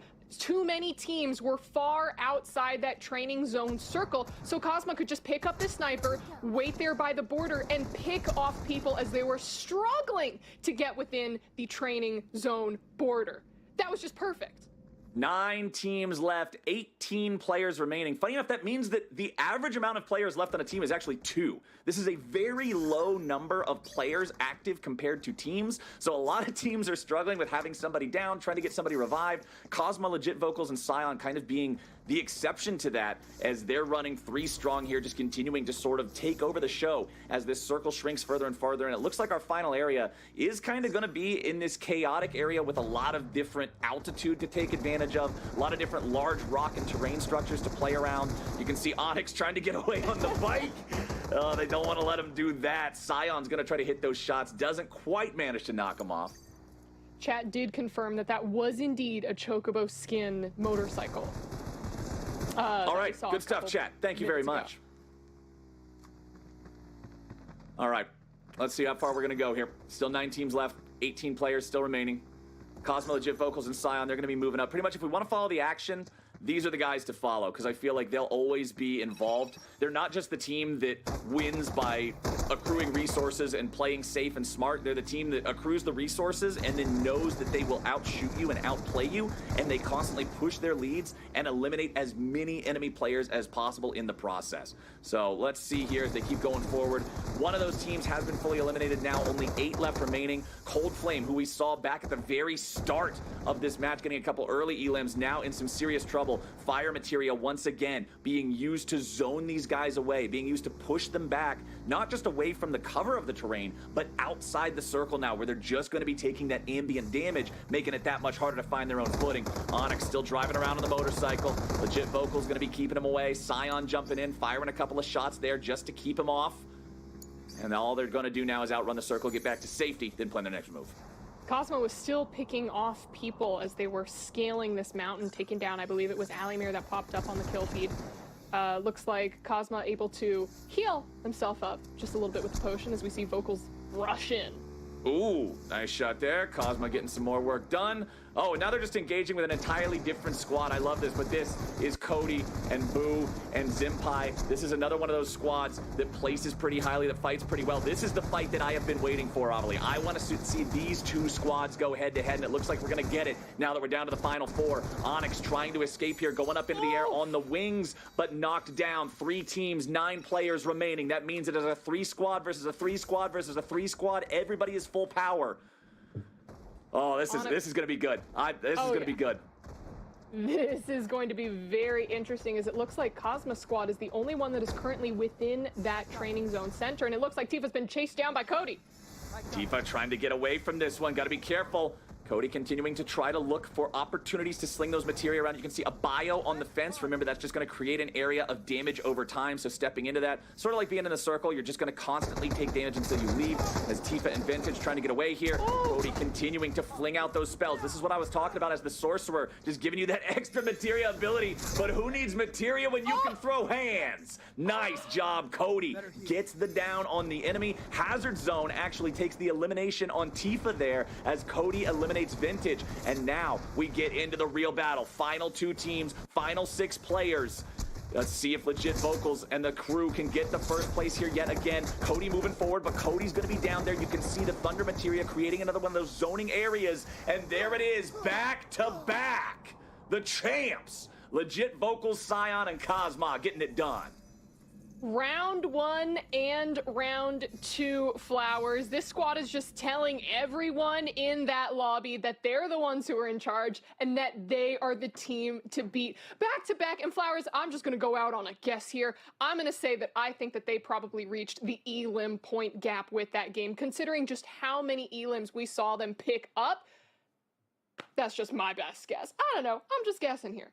I would assume the same as well. These guys were absolutely just racking up the PvP highlight reel the entire game long. Special shout outs to Kazmah. Gets my personal MVP award from the match. Just the amount of times we were looking down this guy's scope and he was hitting long range shot after long range shot, not just on standing still targets, not on somebody that's camping and unaware, but against players who were actively running, dodging, and moving, trying to avoid him. He still dialed him in. The guy is absolutely ferocious from downrange. They were even accounting for like wind resistance. I would watch them try to scope, and I'm like, hey, the little crosshair isn't completely on the enemy, and they go, and the bullet just, it almost like curved in real time, Flowers. It almost curved in real time. That's how good Kazmah is. Either way, Flowers, I'm gonna need a couple minutes to process all the action that I just saw from round 2 before we jump into round 3. And we gotta let our players get a little break as well. So we're gonna be taking a short break. So for everyone watching, stick around and don't go anywhere, because we've got round 3 coming up right after.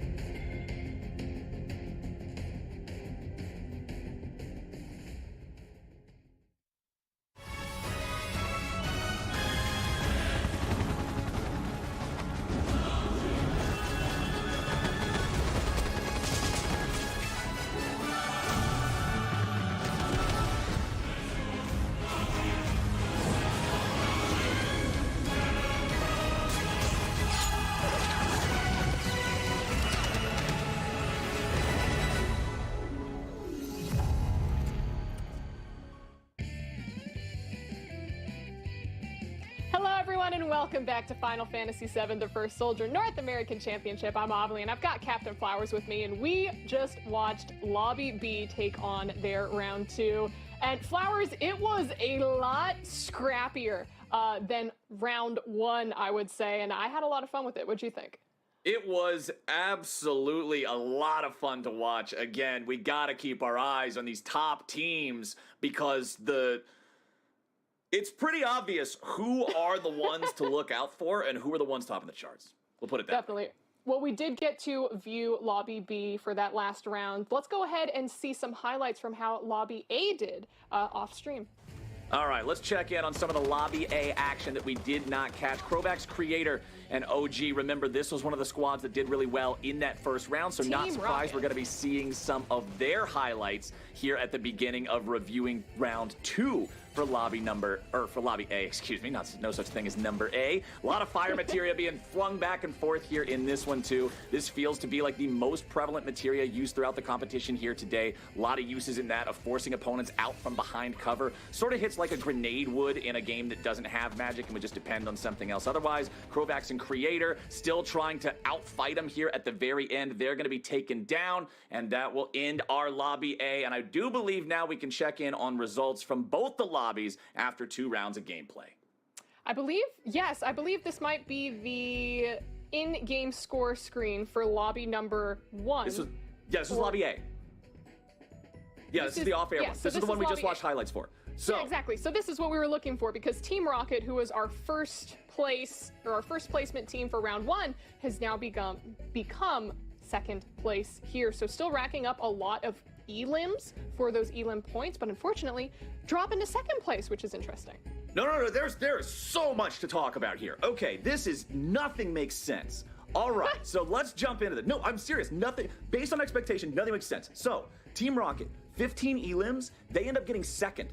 This tells me that the end of the game had to be very chaotic. Cool Cats was hanging around. You can see Jun Rio from Cool Cats only put 19 damage onto enemy players. Jun was probably eliminated very early, and so Lucid and Fiend probably had to just fight on their own for a long time, ended up being able to third-party Team Rocket and whoever they were fighting at the very end to take the dub. But Team Rocket still got a lot of kills, still got a lot of eliminations. 7 plus 2 is 9 plus 6 is 15. They hit the threshold, and that's super important. They got all the bonus elim points, only lost 2 points for getting second instead of first.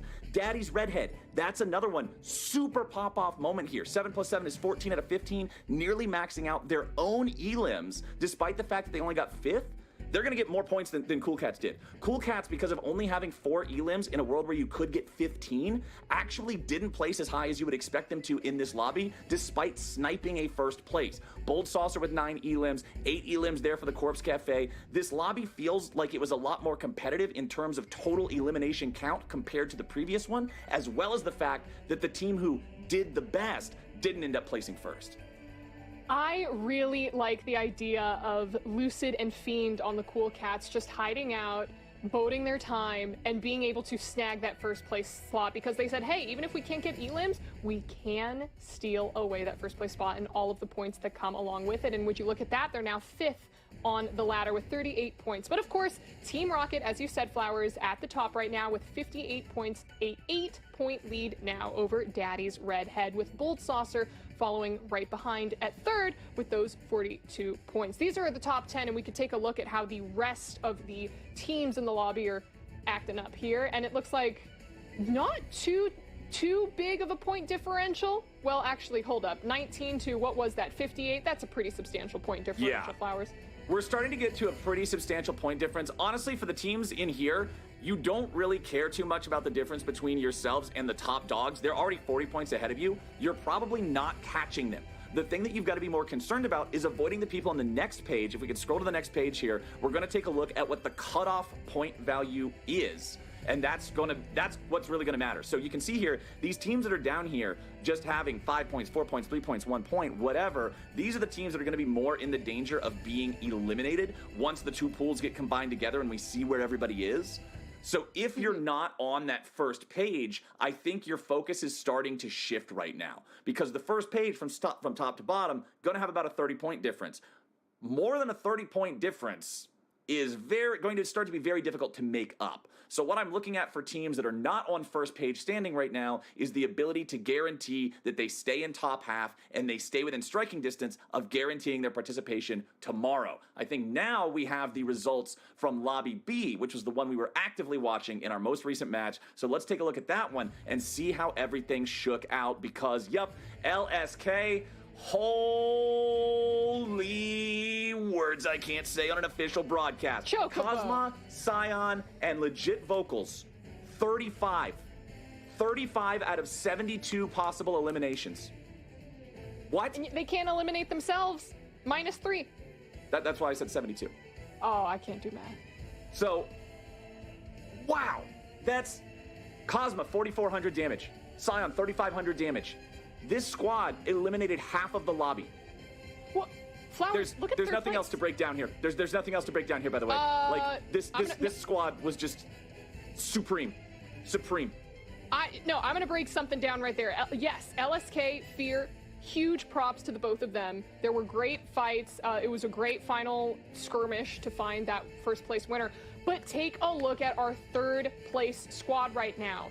0 elims across the board, and the total damage that they put up doesn't even amount to 500. It's less than 500, Flowers. That's like less damage than LegitVocals did in their entire game. But the Devils are still going to be picking up those all-important placement points. They're not getting any points for eliminations, but those placement points that are so very important for them. And that's exactly what some of these lower teams that aren't able to pick up these elims in the game are going to have to do. Because look at that, the Tenta Devils, 0 elims on the board, but still within the top 10. 7th place right now with 26 points. Yes, they're more than 30 points behind LSK and Fear, who are at the top 1 and 2. But remember, they just have to be top 25 overall. And if they're 7th right now in Lobby B, that's looking pretty good for them. And they should be an inspiration to the other teams that we saw, Flowers, in the other lobby who are like in 25th place right now. Because what they need to do is they need to play sneaky, they need to play dirty, they need to third party, and they need to make sure that they just hide within that zone if they are not confident enough in themselves to pick up elims so that they could just get those placement points. So something important that needs to be mentioned here. This lobby, Lobby B, is significantly more top-heavy than Lobby A was. Can we go back to the previous slide for just a second? Because I really want to talk about this. This is very important. Because this is so top-heavy, look at the difference just between first and third. First has twice as many points as third.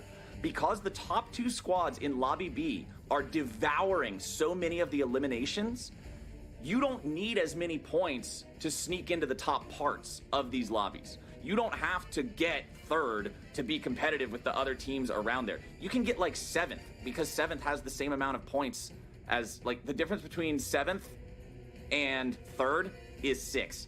That's 3 eliminations. So just the smallest little advantages can do so much, especially in Lobby B compared to Lobby A, because of how much of the total available points through eliminations are being consumed by the top 2 teams. 50 eliminations between 2 teams. Every team has 72 eliminations available to them. That is over 2/3 of the eliminations are just eaten up right here. That is wild.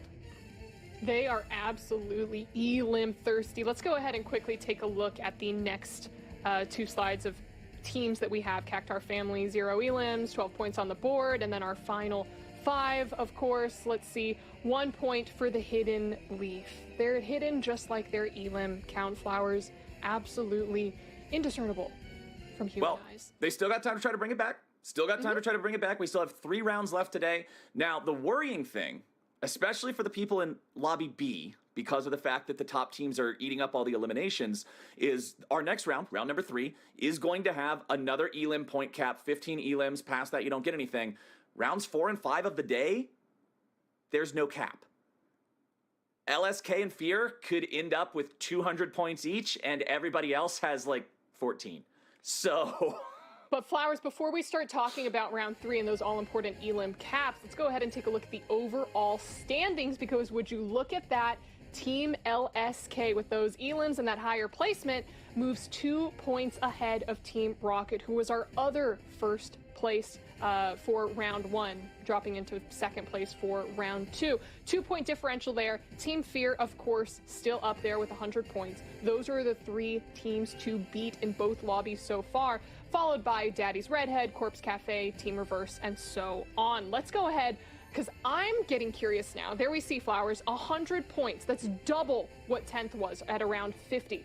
So at 20, we have 36 points. I want to see what that 25 cutoff is. 29 points, Flowers. 100 points to 29 points. There is still so much more room in these next 3 rounds for these teams who are, again, maybe not racking up as much elim points, or maybe haven't been placing as high as they would like to. There's still so much time and room for them to be moving up in the ladder. Will they be able to catch up with the 100-point squad who is showing absolutely zero signs of slowing down? Probably not. Probably not. But can they catch up with the people who are only at 30 or so points right now? Abso-freaking-lutely. They still have so much ahead of them right now. And Flowers, something that I think is very interesting that we mentioned at the top of the day is, yes, we're seeing how all these players are playing out, but let's see how the styles are playing out. Because out of our 50 players, this is the breakdown of the most played styles so far. And would you look at that? Warrior with a 17.86% pick rate, as well as Loses to Ninja. Look at the Ninja. Oh, Yeah, that's what I'm saying. Ninja's the highest pick one. I knew it. I knew it. I'm new to this game. I knew it. Best analyst. Best analyst. You know, 18.21%. Unfortunately for the Machinist, not a lot of people digging the hoverboards and the turrets there. So Machinist only had a 3% play rate. Probably not going to look too hot. But yeah, everything else actually pretty balanced. That's generally something that I always like to see in a game, is a lot of parity between the classes, a lot of reasons to choose a bunch of the different styles and just have different team compositions. But yeah, Ninja and Warrior both seem to be very, very popular here in the first half of competition. Definitely. And I'm trying to remember some of the plays that I had seen from the last lobby. The biggest one that was standing out to me was, of course, the Warriors, because I enjoyed seeing those gap-closing rushes, where we saw, I believe it was Walrus who had made a charge, and then I think it was someone on the team of either LSK or Team Fear who was also making a lot of these bigger plays of just rushing up to people and just smacking them with the sword, while also being able to, play like Kazmah, where you're able to hide up on the high mountain, the high tower, and just slowly pick people off one by one as they're trying to move into that training zone. But Flowers, as you said, still 3 more rounds to go. Round 3 will be starting very shortly. What do you anticipate to see as we move into round 3? Because I feel like we already had a little bit of a surprise upset with Lobby A and that team making it into the top 3 with 0 elims. Right, I think the lobby differences, the lobbies actually have pretty unique identities right now. Lobby B is very much LSK versus Fear, and everybody else is also hanging out, right? Like, LSK versus Fear is who it's going to come down to, right? I think that those will be the top teams in pretty much every one of those lobbies. They are just that far above everybody else. A seems a little bit more chaotic. I expect for people in Lobby A to continue to embrace that chaos, do some wild stuff, try to get into more of what you're talking about with, hey, maybe we can't get any elims. Let's still try to sneak in a high-level placement anyway, play more of like this sneaky type of style opposed to that just strict PvP-esque. So yeah, I think both lobbies have pretty established identities now, and I expect to get more intense versions of what we've already seen from both. And it looks like we are jumping into match 3 right now, and we are back to viewing Lobby A, and it looks like we are looking at Team Rocket's perspective. Now, this was our round 1 first place squad, and it looks like another team is dropping right on top of that. Okay, so let's jump into this. We're back into Lobby A. This is the more chaotic one. This is the one that feels more like, hey, anything can happen. I think that's probably what we're going to be doing, is ping-ponging back and forth between the lobbies throughout the day. So Lobby B fans, we'll be back with you guys here in a little bit. But for now, Lobby A is the name of the game. And we do need to keep our eyes on Team Rocket. That's going to be one of the squads that everybody is always expecting to get some things done. And you can see here, already jumping into the PvP. There's no time for looting. There's no time for farming. There's players to fight. And Fiend Anubis already being down here. As creators got to be careful. Both teammates coming back in. but now he can outplay. They're just going to eliminate all of them right here. Jun Rio tries to get out from it. Jun's the last one standing here on this squad. It looks like Jun might not even be able to get away from it. That is a full squad wipe at the very beginning. That's got to feel absolutely terrible because not only did they not pick up a single elim point there, but they're also going to get 0 placement points as well because first team out, no point for you.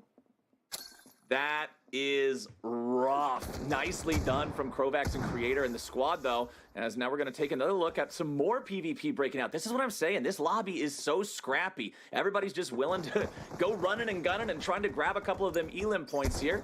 As let's see what Benji and his stars can get done. Moving forward, got to be a little bit careful here. Healing back up. Benji, the Dragoon, having the ability to use the jumps, use the wings there for a little bit of extra mobility, a little bit of extra exploring. Gets the knock on Ronaldo. I wanted to point out that Benji is actually wearing a championship Chocobo hoodie right there. Look at that. Yeah. So Benji came like just with the drip, got the stars in the name, got the Chocobo hoodie, got like the matching, it looks like gun color as well. See, that's what I'm saying. not That's come why to it's mess important to around. have in-game titles and cosmetic stuff because it gives you clout.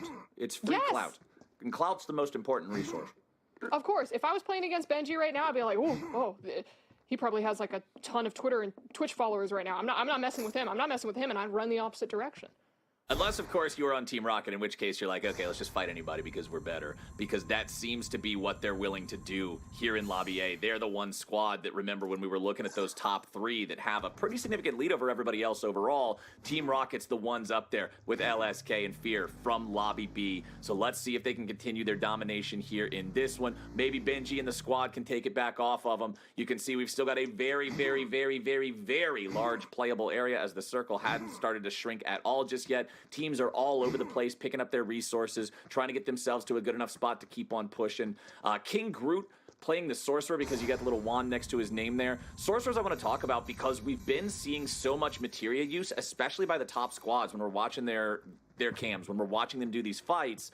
So much of a game like this is your positioning. It's being able to find cover, it's being able to take fights that are advantageous, and using these smoke screens from the blind, using these grenade-like effects of fire materia to force opponents away and out from behind cover, to set it up for the guy on your team that can dial in those headshots like what you were talking about before the match started. Proper use of materia really gives you such an incredible edge, and that's one of the things I'm really going to be looking for from these squads that decide to go with a Sorcerer, because you're investing so much into that enhanced effect. Mm-hmm. And as the training zone starts to get smaller and we get all of these very nice little bird's eye view of these different districts and sectors, it looked like we were looking at the entertainment district. One thing that I want to call out as someone who is, excited to jump into the Final Fantasy VII universe via remake, there are so many different iconic locations from 7. Like I saw 7th Heaven as we were going through Sector 7. Were there any spots that were kind of like standing out to you as you were watching some of the gameplay?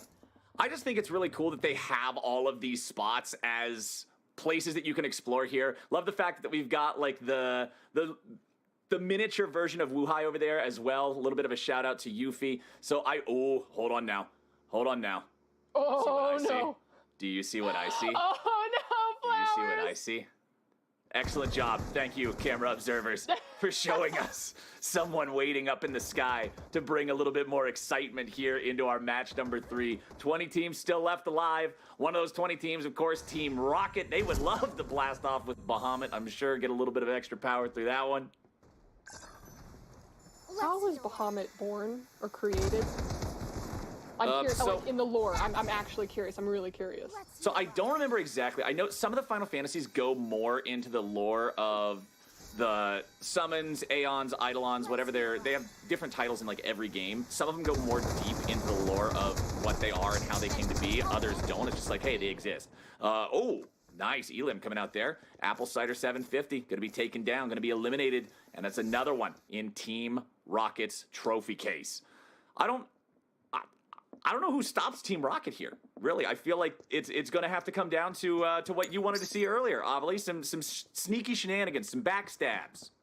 Well, Team Rocket placed second in round 2, didn't they? Yeah, that's what I mean. That's the way it's got to be. That's what you mean. Oh, Yeah. I understood. Yeah, I mean, it's all going to come down to the fact that, remember, this is a BR, Battle Royale. That means that almost anything goes at the end of the day with these fights. Yes, being third-partied can feel just really bad and really unfair, but that's the name of the game. It doesn't matter if you're rocking with 30 elims on your team.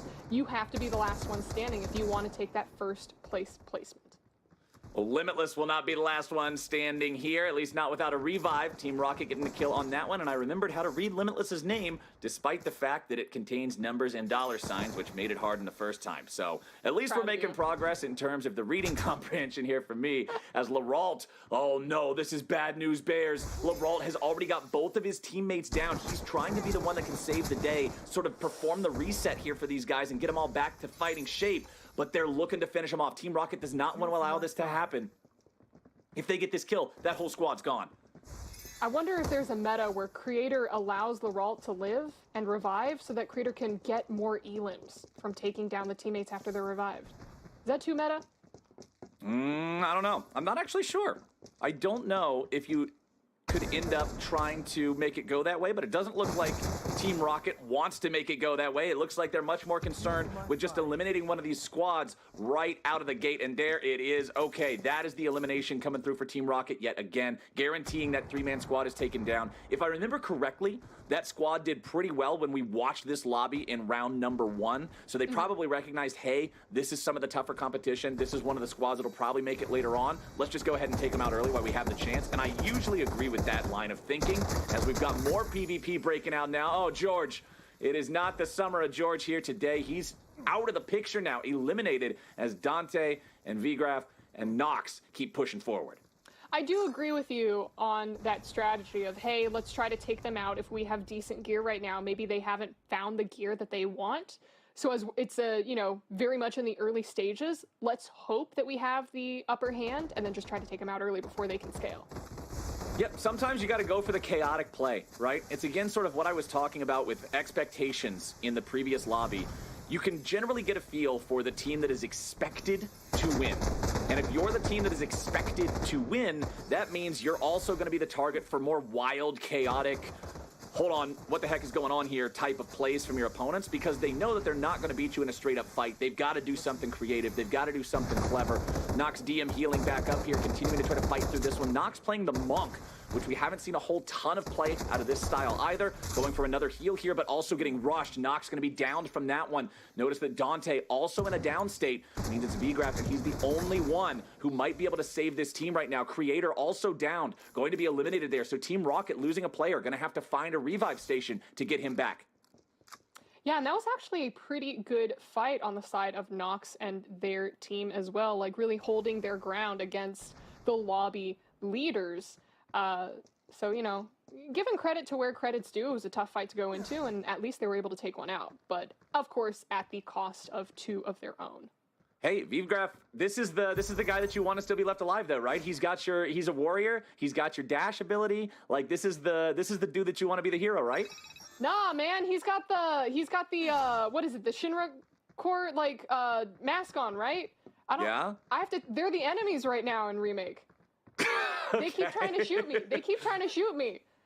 Show me a Chocobo hoodie, okay? Okay, yeah, show me a Viking all right, so you helmet. cheer for This people is what strictly I cheer based for. on the clothes. Yes. Okay, how do we feel about that. puffy jacket with the Viking helmet? I'm kind of digging this one. Right? Yeah. Yeah. And that's Creator right now on Team Rocket. They've got the drip. It was Benji and they've got him back too. Remember, they had lost Creator. He was down. They managed to find the revive station, bring him back up. So that's another one of the difficult parts about fighting these really good teams. Usually part of being a really good team is knowing the map inside and out, knowing where you need to go, where you're at, what your pathing is going to be, more than just one single step beyond what you're doing. So if you down one of these guys and don't manage to complete the job, don't manage to seal the deal, they'll probably be able to get themselves back to full strength pretty effectively. Benji using that Dragoon jump there to soar up to the top, get himself some high ground. Whoa. All right, let's see. Can you hit these shots? Okay. I can't tell if... I don't know. We'll never know. Well, I guess we will never know. We'll have to switch back over as a Mega Flare is being prepared. I really hope we get a sick Mega Flare moment from Bahamut at some point here. Yeah, I would really like to see. You know what? Because they're pros, I don't think that they would perish at the hands of a Mega Flare like I did, unfortunately. But I would still like to see the chaos around it, you know? It's a good elimination, though. Like, if you get eliminated by that thing, at least it looked really cool, right? Oh, Flowers, do you know what that spells up in the air? Oh. I don't know how the theme properly goes because I'm also tone deaf. But that does spell in katakana Sephiroth, who's dead now. Oh, I thought you were reading a message in the game. I couldn't tell what you were going for. That was definitely not what we did. There was a disconnect. There was a disconnect, but we've got it now. Well, anyways, Sephiroth in Japanese katakana is downed.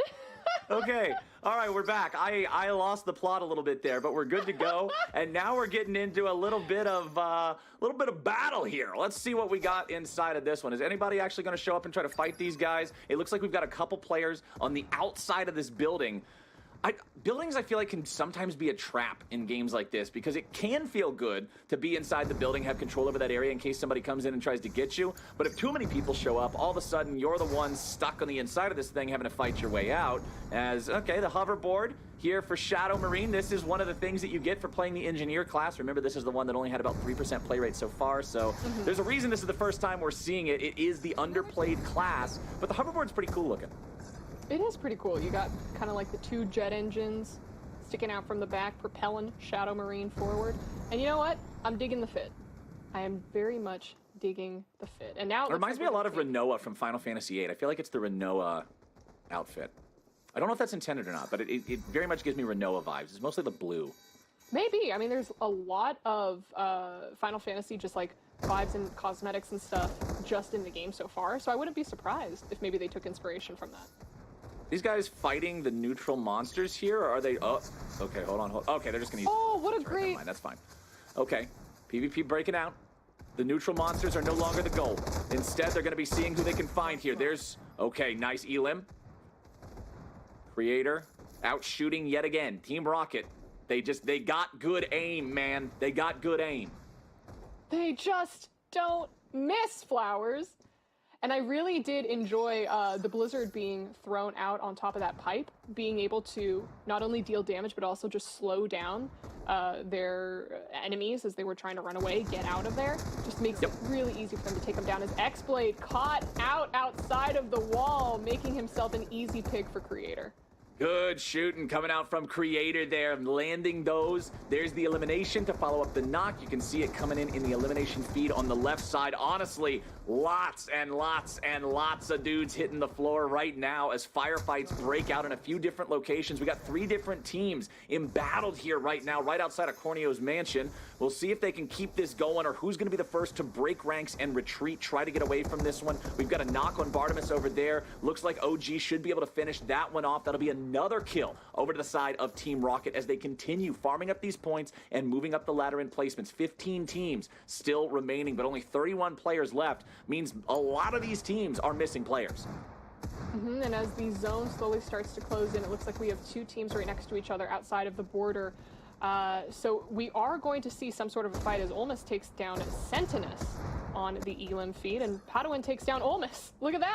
I love how crazy this is getting. This is so good. Everybody's just deciding to jump into these fights. Everybody sees somebody else going at it, and they want to jump in and be the third party, and then somebody else shows up to third party that, and the hedgehog pies are still running around just saying their little hedgehog prayers that they're not the ones being targeted. Happy. And then I cast or curse the hedgehogs, and now they're dead. Oh, no, there is so much going on. They were so happy to just be jumping up with their little tongues and their little bellies until, you know, Creator and the squad just kind of rolls up on them. Oh, and would you look at that? Ronaldo has the high ground, trying to slowly pick off OG and Creator. I love that. I love that. Get yourself an edge over one of the top squads. See if you can catch them by surprise. Doesn't manage to land enough shots, get enough hits to go for the full Elim there, go for the full knock. Instead, it looks like we're actually going to get a knock back the other way from Team Rocket, finding somebody on their way out. As we're still watching the perspective of Ronaldo, Premium, and Yorlingus as they're trying to push forward. You can see Materia flying back at him. Thunder creating a zone of control. That fire Materia lobbing forward, creating a threat that you must prioritize dodging. Otherwise, those things, we've seen them take off 40%, 50% of somebody's health bar. Flowers, I'm curious. It looked like we had, I believe the name was 8-Bit Superhero on top of that mountain. They might be the only person from their squad up because I don't see anyone else with the same colored team name or logo next to them. I think they're just boating their time and waiting on top of that mountain for that zone to shrink yet again. Because, again, solo squad, you have to play sneaky, you have to play dirty, you have to play smart. Got eyes on me. Exactly. You've got to do anything you can to survive as long as you can once you're in that doomed situation. So we'll keep our eyes on 8-Bit Superhero hiding out there on the very top of the mountain, just trying to stay away from all these guns and swords and bullets and spells, just wanting to bide some time. Creator, now, in the sights. Let's see. Ronaldo, what do we got here? Can't quite hit the shots. Can't quite get them where they need to be. Taking a look at a bird's eye view. You can see Team Rocket here in the middle of your screen, hanging out at the entrance to this valley.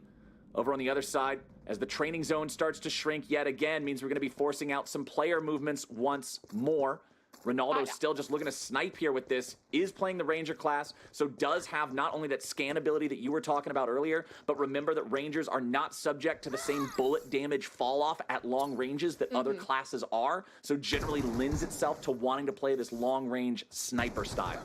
Yeah, I would love to actually see if we could see what 2-Bit or Superhero is doing right now, because they're the ones who are hiding right on top of that rock.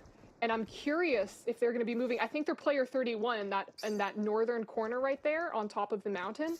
I wonder what their strategy is. I would really like to see what's going on through their mind right now, because again, that's the, oh, there they are. They're dashing upwards. Oh, they're going to try to fly to safety right now, Flowers. Okay, 8-Bit Superhero, it's time to run. Discretion is the better part of valor. Snow of the Frostwolves and Dominus both unavailable to summon back into the game. So 8-Bit Superhero taking the fate of the entire team in their hands, just trying to keep on going. They're guaranteed to at least get 9th in this lobby. Guaranteed at least position 9 out of 25. And it looks like with more eliminations rolling in here on that feed on the left side of the map, they might be able to place even higher. But they've got to prioritize running away. Honestly, if you're not one of the big squads, if you're not one of the top dogs, you probably want to focus 8-Bit Superhero down more than the top teams do. The top teams, if you're contesting for first or second or whatever, you're not concerned about 8-Bit Superhero because this person is not going to be able to beat you at the very end. If you're one of these other squads, this is one of the easiest elims you could get to guarantee more points for yourself, right? If you're somebody who thinks, okay, 7th or 8th is probably going to be my cap, go kill 8-Bit Superhero, guarantee yourself another +1. Crovax, nearly dead. Crovax is low. Got to be careful about that one, yeah. Creator, also very, very close to an empty health bar. Got to be careful about that one. Crovax, eliminated. Damn. That This going is to getting hurt for spicy. Team Rocket. Team Creator, Rocket. less than half HP right now. Crovax, I don't think they're going to be able to find that revive. And OG being ticked down a little bit as well. We see, looks like Creator trying to go for Ronaldo, who has, again, the high ground right now. And that zone is going to be continuing to shrink in, Flowers. Okay, materia are starting to fly out. Creator and OG. Oh, OG's taking some hits. You can see that health bar dropping very rapidly. Creator falling back now, I think, trying to get back over to OG. He knows he won't be able to do anything for Crovax. OG is down. Could this be the end of Creator? Could this be the end of Team Rocket?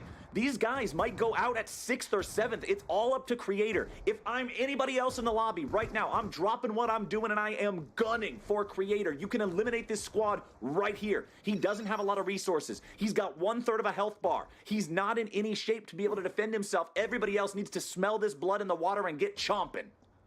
There is the full team with Team Groot right now. They have full HP, and they're slowly closing in as a team of 3 into this zone. Creator, as you said, all by himself, 47 HP. That is not a lot of hits that he is going to be able to take by anyone, but it looks like the teams of Ronaldo and Benji are colliding at the top of this mountain. Ronaldo throwing down the cure, and it looks like they're going to start a fight. Okay, it breaks out yet again. Last 7 teams, last 14 players. Ronaldo got to be careful about those fire materia. Again, when you're playing the marksman, you want to be able to hit those long-range shots. But up against some of this powerful AoE and closer range stuff, it might not feel as good. Premium, downed, but not eliminated just yet. Still has a little bit of the health bar left. but it looks like Ronaldo and Yorlingus cannot get there in time to perform any sort of a rescue, any sort of a revive. Now King Groot, Benji, Riven continuing to look forward to this, trying to push up and find more of a fight. They've got the health bar advantages, they've got the lead, they've got the high ground. Everything says they should be pushing and looking for even more. Yorlingus and Ronaldo trying to disengage, get away from this one a little bit. They're using the cover, they're using their spells, they're using their heals. King Groot, who we're watching right now, playing the Sorcerer, having the cure. That's going to give him such a battery of health to be able to make sure he's constantly topping off the squad. You can see him walking around, cast the cures, cast the heals, keep everybody ready to go. And Creator is still just trying to get out. Creator actually being able to take down Ronaldo completely with that super low HP, being very, very sneaky, but still managing to pick up another Elim Flowers. And honestly, having Creator be the last one alive on this squad while he plays as Ninja, this gives him a lot of tools to evade. He's trying to play as sneakily as possible. He's using the movement, the invisibility, the opportunity to really just get all over into all sorts of wild different places. And now he has tucked himself inside this corner. It does look like he may have been found out, though. You can see here, popping the invis, making it so it's harder for anybody to find him, wants to just continue to get away and find some chance to get himself out of this. Zone shrinking yet again. Let's see what Creator can do. Walks back into the building. Not a lot of resources to work with. Having like a Ranger with Assess would be great for picking up where Creator currently is. Being able to use that skill, use that ability, find him out. Even if he's hiding behind a rock, even if he's hiding in a building or something like that, Flowers are going to be able to pick him out and immediately take him down. So he's got to be very careful. But he is smack dab in the middle of the zone right now, so safe from the zone for the moment. Unfortunately, we are seeing the timers expire on his teammates. You can see that it just ran out on Crovax, and OG only has a little bit of time left until his is done now as well. So let's look back at Benji and Riven and King Groot. This is one of those squads competing for that first place spot. Aaron Zigbar, the Zigbar squad, remember the one that placed 7th or 8th in round 2, but managed to get enough eliminations to outscore a lot of the other teams that finished ahead of them. This is a squad that could also look to take it, also look to grab that first place spot here. 7 teams and 10 players, 6 teams and 9 players. We're getting down to the very end of it, and it's an absolute madness show here. 5 teams and 7 players left alive as King Groot, Benji, and Riven still have a really nice spot here with this high ground. Fire Materia starting to fly around as Creator goes invis and looks to buy a little bit more time yet again. Hops on the motorcycle, ready to try to run away, but that doesn't look like it's gonna go too well for him. King Groot still up here on the high ground. 4 teams remaining, 6 players remaining. 3 of those players are on the same team, which means it's 1 team of 3 and 3 single men running around trying to figure out a way to fight back. This favors this squad so heavily. All they have to do, play it by the book, play it slow, play it right, you're gonna win this one. 4 players and 6 teams. Everybody else that is not on that squad is each alone, including 8-Bit Superhero, who has been alone since there were 12 teams left. 8-Bit Superhero has managed to make it into what is the top 4, top 3 perhaps. Groot, Benji, and Riven, it should just be a matter of time before they're able to find the win here. Yorlin's one of the only ones left on that other squad, trying to just stay alive as long as possible. Sitting on top of the pipe here. 8-Bit Superhero also still barely hanging on, 1% HP. It's just kind of up to King Groot, Benji, and Riven. Whoever they find first is who they're going to go after. 8-Bit Superhero is down, but 8-Bit Superhero's team will get 3rd place because of his incredible efforts to stay alive for the longest possible amount of time. And now it's just Yorlingus. This is a funeral, my friends. We're just gonna hang out and see how long it takes the other squad to be able to take him out here. Does have high ground to buy himself a little bit of extra time, but 1v3 is not the name of the game. GG, well played. Benji, Riven, and King Groot taking round number 3.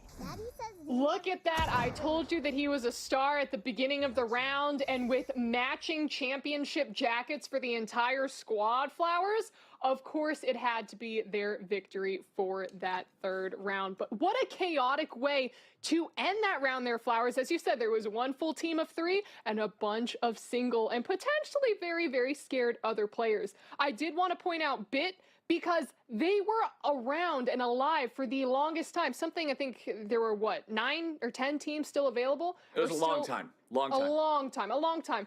They went from mountain or to different platforms. They were hiding 2 HP, hiding behind that loot box. And yes, they were taken down in the end, but still, they were able to also find elims as they were left up alone as well. So, whew, that was a very crazy round. Team Rocket, the team who was lobby leading, being taken down a little bit early, and I believe that we're going to try to get a interview with one of their players very shortly if they have time for us. But Flowers, that was a round 3.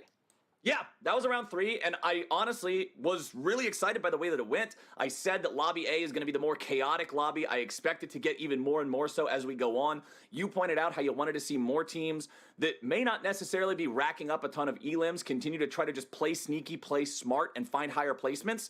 8-Bit Superhero did exactly that. It's exactly what you were calling for. Even if you're not getting all the elims, even if you're not being the ones running the lobby, you can try to just hide and subvert your way to the top of the table, and taking third in a chaotic finale like that, nothing to be ashamed of when you were all alone for half the game. Oh yeah, I said it had to be sneaky. I said that they had to play dirty. They just played it perfectly, Flowers. They played it perfectly. So even though they weren't able to, maybe secure that first place, they're first place in my heart, Flowers. Is that fair? I think that'll work good enough, but maybe not for the standings. The standings in your heart, yes. Maybe not the standings for real. But I will be excited once we do get to see the standings, which will be here in a little bit, after things get updated, after we're able to run the math and everything, because this makes things a lot more interesting because of the fact that Team Rocket was not able to dominate to the degree that we were expecting. Because, yes, Creator might have done a pretty good job being able to buy some extra time, survive for an extended period after being stuck in that single-man situation, but it does mean that there's a lot of points that they weren't able to claim.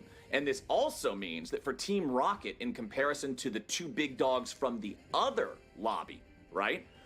That means that they're going to fall a little bit further behind them. It was those 3 at the very top, all within a couple points of each other, then about a 10-point drop until 4th place. Now Team Rocket is going to be a little bit further behind, and it'll make things a bit more fun to see the differences between the 2 lobbies. Mm-hmm. Absolutely. Now, before we get into that round for our second to last final round of the day, we're going to be taking a quick break. But when we get back, we're going to have even more gameplay for all of you, so don't go anywhere.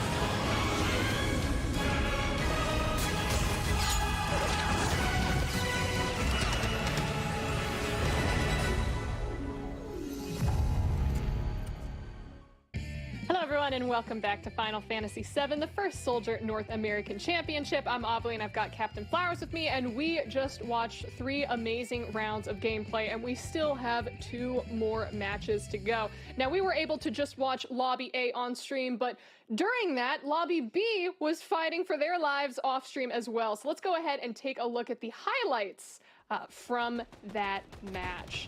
It looks like we are following ZemPai, SION, and oh no, this is LegitVocals right here.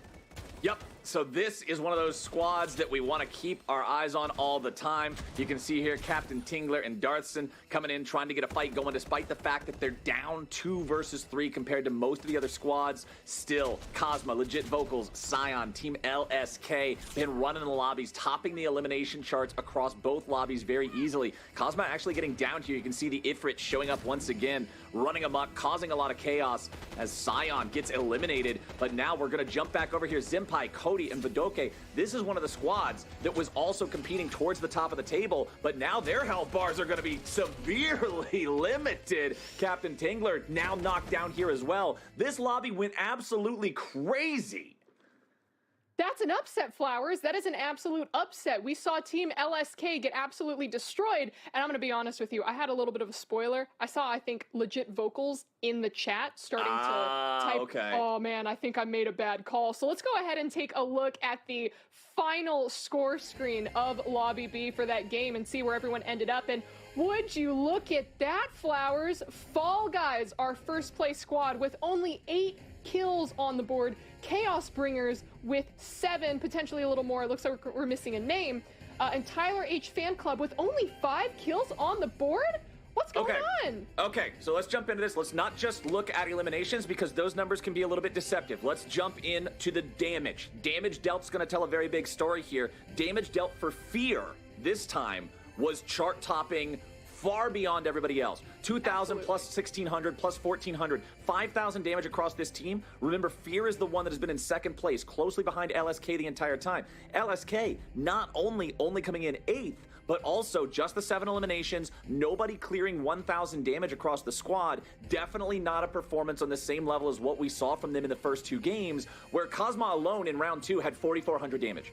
Kazmah alone in round 2 had nearly 3 times the damage of their entire team here in the 3rd round. So definitely a bit of a stumble here from LSK. Less of a stumble from Fear. They still managed to hit their elimination cap at 15. They got a grand total of 18, and they were doing the most damage across the board. However, I gotta give credit to the 4 squads that placed above them. Candidate Primes, Tyler H Fan Club, Chaos Bringers, Fall Guys. None of the numbers here are jumping out as super high. Candidate Primes only has a single elimination across the squad. Tyler H, 5 eliminations across the squad. We got a couple of heavy hitters here with the damage. Darthson from the Chaos Bringers hitting for a total of 1,500. Cran Carry on the Tyler H Fan Club getting 1,100 damage in there. But even on Fall Guys, the first squad, nobody's cracking 1,000. So honestly, really big upset lobby here in lobby number B, or lobby number B. God bless it. Lobby B this time. Lobby number 2. Yeah, exactly. Algebra. Thank you. So anyway, this one was chaotic as well, and I'm really excited to see what the total standings are. Whoa! Okay, so this is just for lobby B of match 3. Just for lobby B of match 3. This is the amount of points everybody got from this one. So you can see that Fear still ended up placing first overall because they got the elim cap. Nobody else came close. Oh my goodness, Flowers. LSK, our lobby leader, has dropped to 6th right now. They are now 20 points behind Fear. Well, this is just for this round. This isn't total. This is just for this round. Yeah. This is just for this round. This is not total. There's still. Got it. I was wondering because I'm like, wait, total. I thought we were in the hundreds. Yeah. We are in the hundreds. Yes. Right. Just for this round. Yes. 6th place, only racking up those 32 points. Fear with the 52 points right there. So with these being the results, as we can quickly scan through the rest of the 20 or so teams right there, we see the Tented Devils, who had placed higher with the 17 points being picked up. And then as we look at the match 3 results for the final 5, we'll see Los Diablos picking up the point at the bottom there. So then, excuse me, Flowers, I got excited prematurely. Let's go ahead and take a look at the, oh no, excuse me. Flowers, listen. I'm getting way too excited about the upset of that lobby. We still have to talk about lobby A, which we just watched. Which was also an upset. I'm getting ahead of myself. There are too many upsets to process, Flowers. After round 1 and 2, we're like, oh no, is it just going to be LSK, Fear, and Team Rocket just dominating every single lobby that they belong to? And the answer is no. The answer is no, Flowers. Let's go ahead and take a look at the Lobby A scorecard. Because Team Daddy's Redhead with 14 kills on the board for them. Alpha 7 leading behind them in second, as well as Frost Wolves Clan in third right there. Team Rocket placing 5th, despite having quite a few elims on the board, Flowers. So let's jump in here and break down some numbers again. Daddy's Redhead's one of those teams that has been not competing with the top 3 across both lobbies, but one of the contenders right below them. Right? They've consistently been like 4th, 5th, 6th place overall team. So them getting a first place here looks really nice for them. They do it while nearly hitting elim cap at the same time and putting up very respectable damage numbers. Nearly 2k for Groot, nearly 2k for Benji, nearly 1k for Riven. Looks good, telling a good story, living a good life. You love to see it. Second and third place, lots of damage being dealt out by Alpha 7. This is Ronaldo, this is Premium, this is Yorlingus. Now, even though it looks like Ronaldo and Premium were doing a ton of the carrying there with the damage, remember that Yorlingus is actually the one who survived the entire time and got them to the second place overall finish. So a lot of team play between these guys working together to make it happen.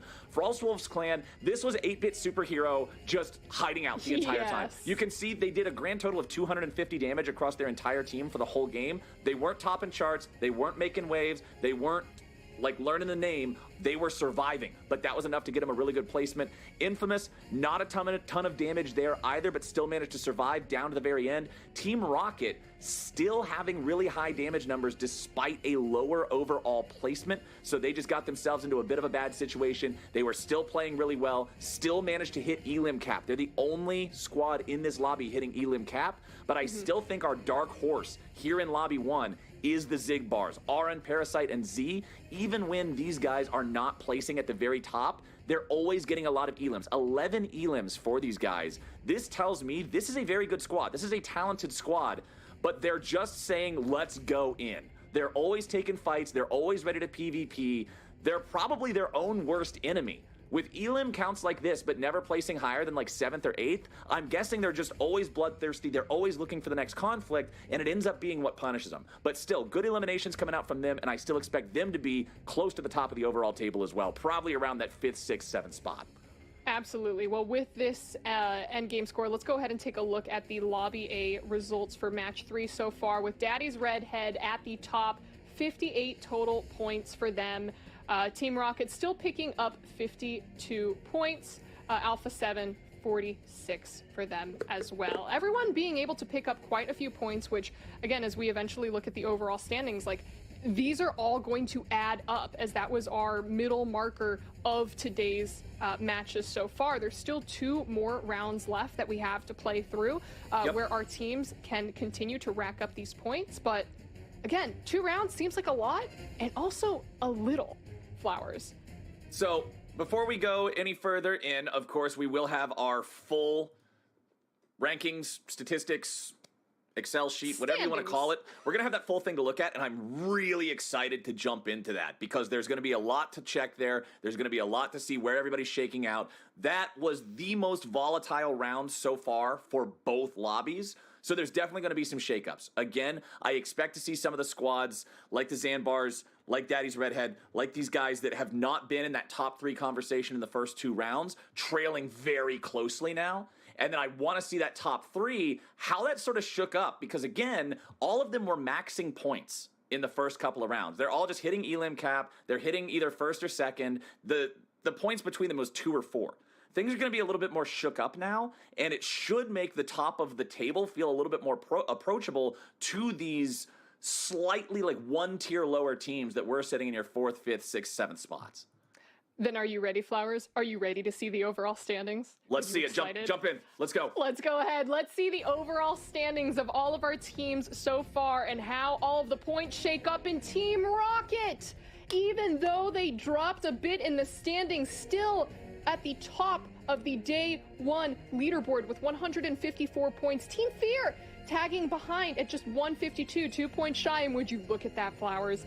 Team Daddy's Redhead has surpassed LSK with 148 to 136 points. And as we look at just Team Infamous, 10th on the board right now, still very safe on the standings for the top 25. They're still 70-ish points behind Team Rocket. There's still a pretty clear gap between the top 3 or 4 teams and the rest of the squads. Can we go back to the first slide here real quick? I got to talk a little bit about the consequences here. So we've got Team Rocket and Fear still at the very top, still only 2 points away from one another. The loser of the big three here, and I'm not trying to say that as an insult or as a jab at these guys, but I'm just saying they're the ones who lost out the most in this shakeup.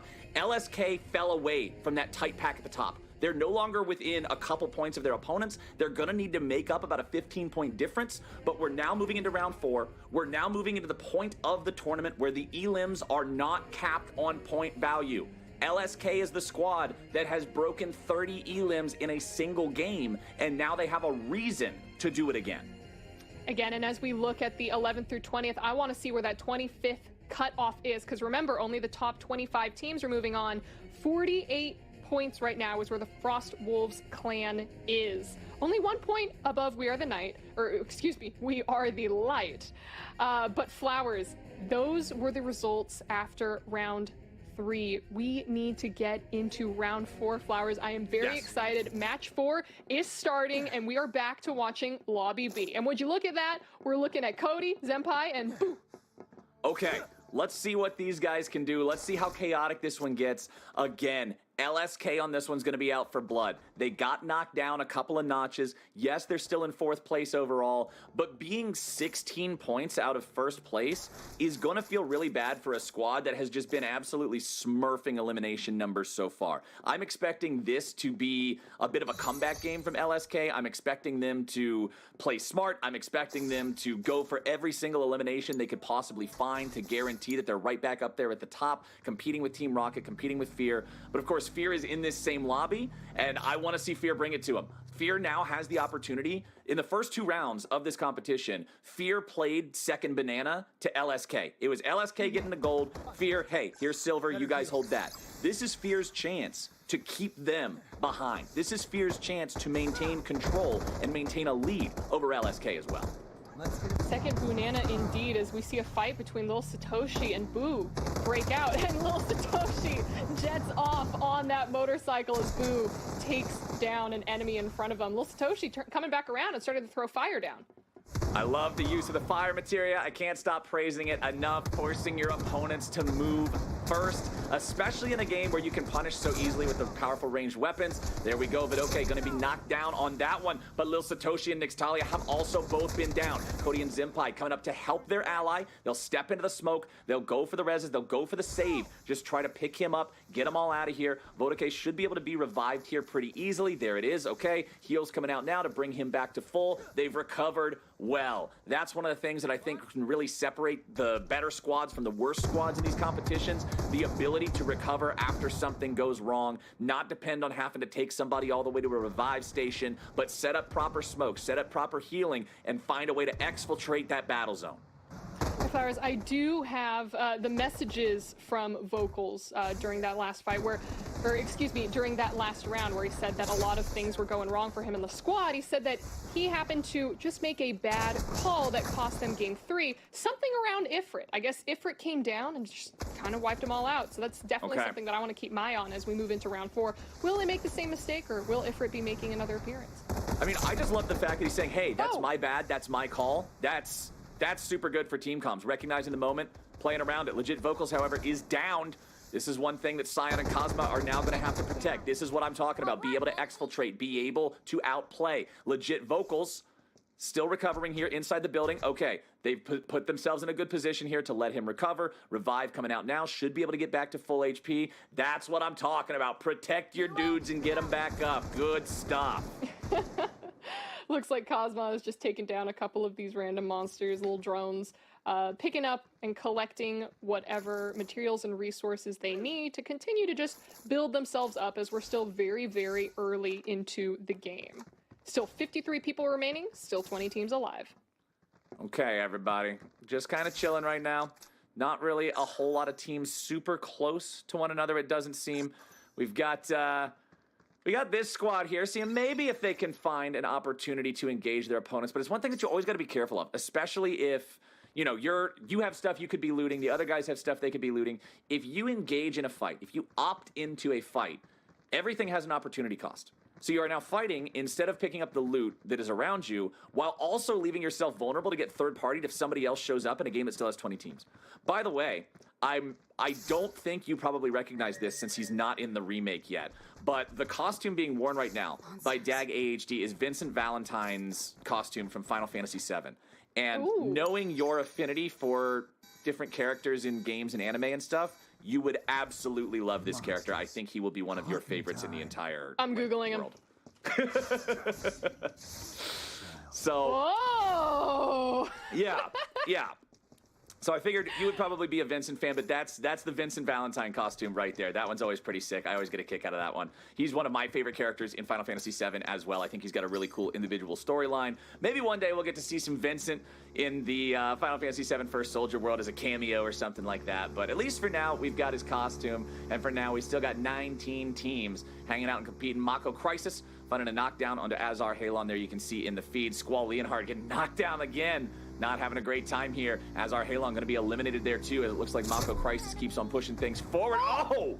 Bora just got randomly road-killed by a motorcycle. That was brutal. Oh no! That was Onyx on the bike, and we've seen Onyx play, have multiple plays on the bike before. This time, we actually caught it on camera. It looks like Bora is being taken down as well by Onyx. Okay, Flowers, forget styles, forget which weapons you want to use, forget materia. Use the motorcycle. Just get Onyx a bike. Just use the motorcycle and go for the 200 miles per hour play. Onyx gets it done. They managed to find the full elim after the knockdown. I felt like I was watching something on one of those shows. Like you watch a deer out in the savannah or something, and the cheetah just runs out and jumps and tackles it. That was so unexpected. Bora was just farming up, and then Onyx comes soaring past. That was a moment of the day for me. That's, if there's like a end of day highlight reel, that's it. Like just that clip, you play it 20 times and you add sound effects with it. Like, that's the promo Give me a little bit of material. background music, play some One-Winged Angel behind it. It's not exactly what One-Winged Angel was invented for, but you know what? I think it could apply here. So Onyx is just going to keep driving this bike around. You can see Dag AHD still hanging around back there nearby. Not a whole lot of reason for players to be forced into PvP just yet. There's still a lot of map to play with. Dag is currently in exfiltration mode, all right? His job is not to fight. His job is to not be seen. His job is to not be messed with whatsoever. He wants to get to a revive station and bring these teammates back. Anything else is going to be bad news bears here in a 1v3. All right, Dag's making a break for it. He'll see if he can get away, see if he can find an opportunity to bring these guys back. He is running out of time. Got about 2 minutes left before those team revive tags expire. So Flowers, Dag is the surviving member of the, what is it? Yes, the roadkill situation that Onyx just had with the bike. Dag is the single remaining member, and what was actually happening was he was trying to get into the revival booth inside, but that's where Onyx and their squad were camping out. So they have to make the decision, do they go look for revival within the zone as it's closing down, or do they try to be sneaky and go back in? And it looks like they're going to opt for, let's get out of here. Let's get out of here, indeed. Sometimes you just can't get what you're looking for, and you gotta call the audible. You gotta regroup and reset. Kazmah Vocals and SION. All right, let's see what they got. Gonna push forward here. Thunder Materia summoned up. Let's see. All right, there's your scan. Getting an eye on everybody nearby. Looks like they got the knock on the Jiro. LegitVocals taking the credit for that one. There comes the Elim. Morbido with a knock onto Keegernot as well. LegitVocals, there's that knock coming in through the feed on the left side. Lots of knocks, lots of eliminations showing up right now. The violence is exploding here in the mid-game as now King Deku eats one. Oh, man, Kazmah just does not miss these shots. You get in a shootout with this guy, you probably need to be reconsidering your life decisions. King Deku gonna go down there as Kazmah completes the elimination. So many knocks, Flowers, I'm about to go check my front door. That's actually a pretty good line. That was. Did that one land? Yes! That landed. There it is. There it is. That was pretty good. That was like a Lil Wayne line. I like that. All right, so let's see here. We got SION, Vocals, and Kazmah just continuing to run the show. They're taking out everybody they come across. They've got control over this area. Doesn't look like anybody's nearby them here on their map either. So kind of just their world, their call for whatever they want to do here. The chat just saw the drive-by. Yeah, I just now noticed that as well. I'm seeing all the reactions to the motorcycle. Yes, the motorcycle road waffle that we got to see a few minutes ago. But let's jump back in here. We got Onyx, Alamir, and Desmo Flynn. I'm going to just say Desmo Flynn is how I'm supposed to pronounce that. Desmo, I'm sorry, buddy. We'll have to put it on your tombstone. Elimination comes through as Long Time and Octopus are going to have to fight back as Cold Flame has already been taken down, but Long Time now going to be downed as well. Long Time even had that special bomb cannon, but only Octopus still alive here on this squad, trying to bring them all back. Remember that Desmo also down from the other squad. Onyx and Alamir still trying to fight back, want to eliminate Cold Flame, don't want to allow them to be able to res these guys. Octopus still trying to figure out some sort of a way to do this. Alamir goes for the elimination, gets Long Time out of there. That's going to be a forced revive now as well. Octopus heads for the hills, revive tags in tow, has to try to find a way to bring these teammates back. Looks like Long Time is only going to end up living for a short time there, Flowers.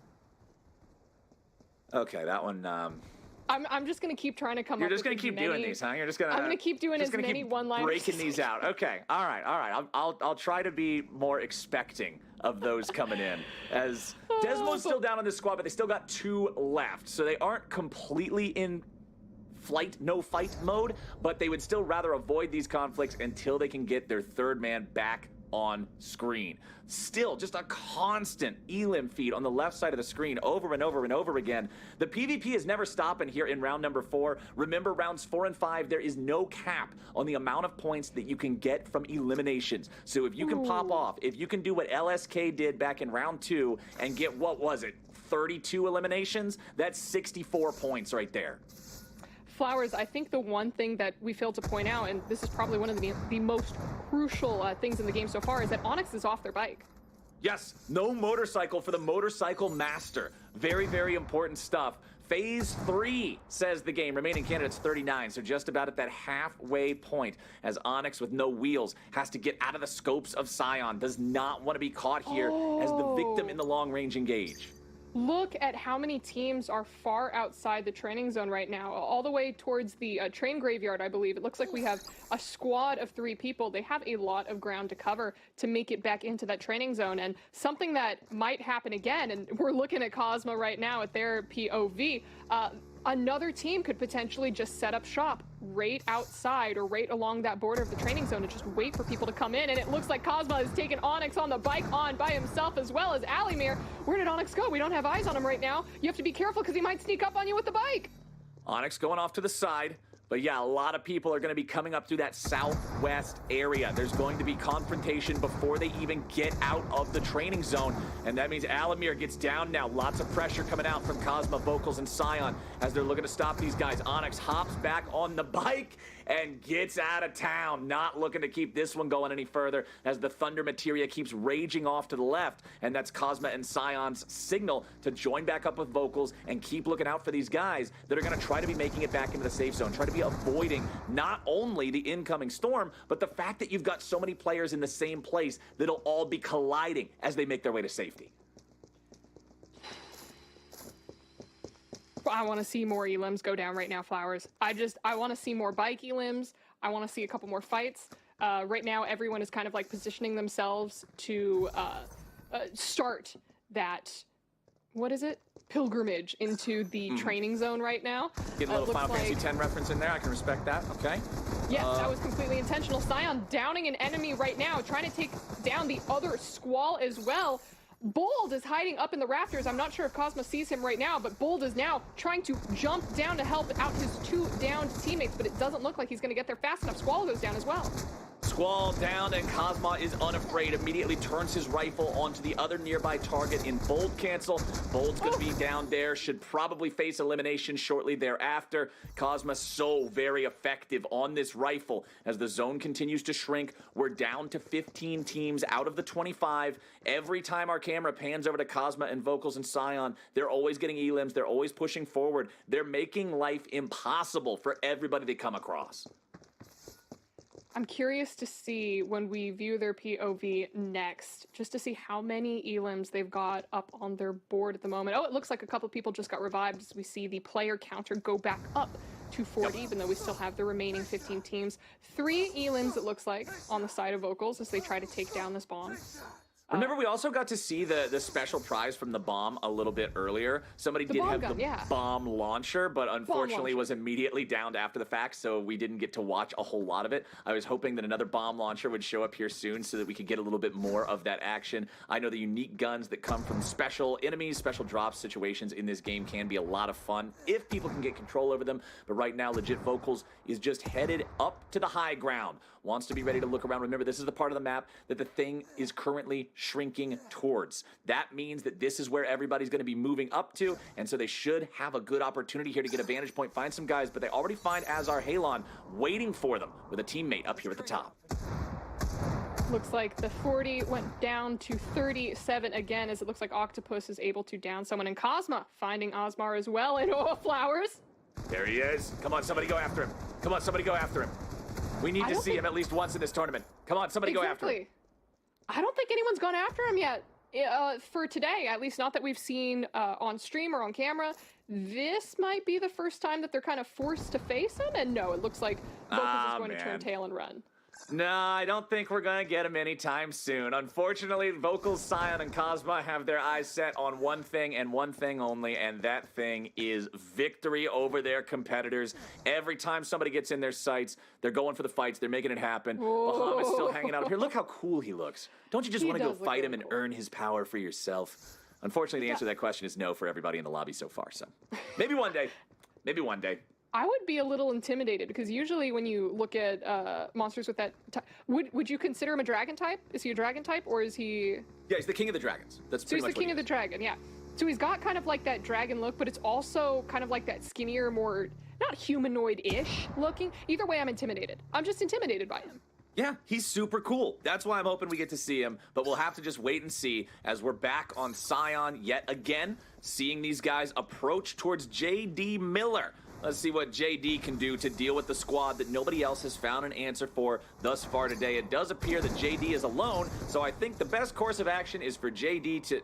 Okay, unfortunately, that is not the course of action that's going to happen. JD getting downed here, doesn't have any way home from that one. The elimination comes through, and it's just another notch in the belt for this Vocals, SION, and Kazmah squad. Oh, Flowers. Oh, Flowers, it's a flare. It's coming out. It looks like no one's going to get caught in it. R.I.P. Darn it, I wanted to see it. I wanted to see some mega impact, like flare, just absolutely destroy everything. But unfortunately, we're not going to get it just yet. We're not going to get it just yet. I have to let this go. I've got to focus on what we do have, which is 14 teams and 32 players remaining. A lot of teams missing a couple of guys, missing one guy, two guys, whatever. I mean, 14 times 3 would be 42, so that's 10 players down from the expected number of full squads here.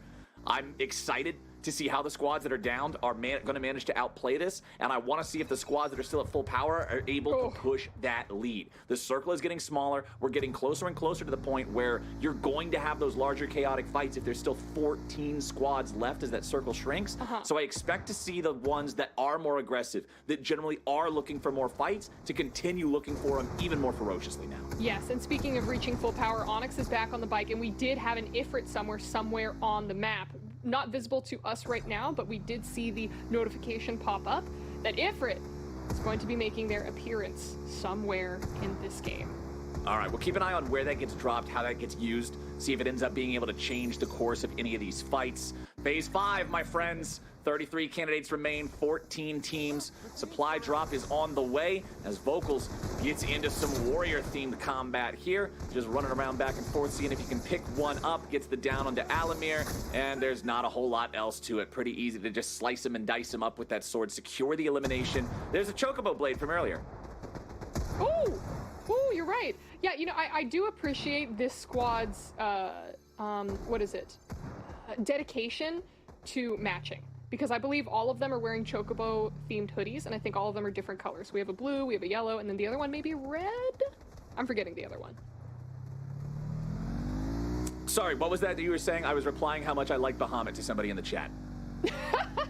Oh, and one thing that I do want to point out, since we brought it up at the beginning of round 1, but since we are now at round 4 for anyone who is joining us a little bit late, there is a delay built in for competitive integrity for this tournament. So if you send CaptainFlowers a message in the chat right now, then he will respond to it, hopefully in about 3 to 5 minutes. And if he doesn't respond to it, then I'm so sorry, but apparently you weren't worth his time, Flowers? No, it just means it wasn't about you're Bahamut. saying? I usually just respond to Bahamut-related questions, inquiries, or other statements. But right now, we've got 12 teams left. Dag still hanging out here on top of the mountain, the Vincent Valentine drip, ready to go, playing the Sorcerer. What materials he got ready to go here? Looks like we've got Arrow, which I really like whenever players are playing around spots that have a lot of different vertical height available, because it means it's going to give you the ability to jump up really quickly, move where you're at, get the surprise on your opponents. Also, always love seeing the fire materia. Looking at LegitVocals here, running the arrow, running the fire, running the thunder. Fire and thunder, great for forcing your opponents to move out from behind cover, which, considering he's a warrior,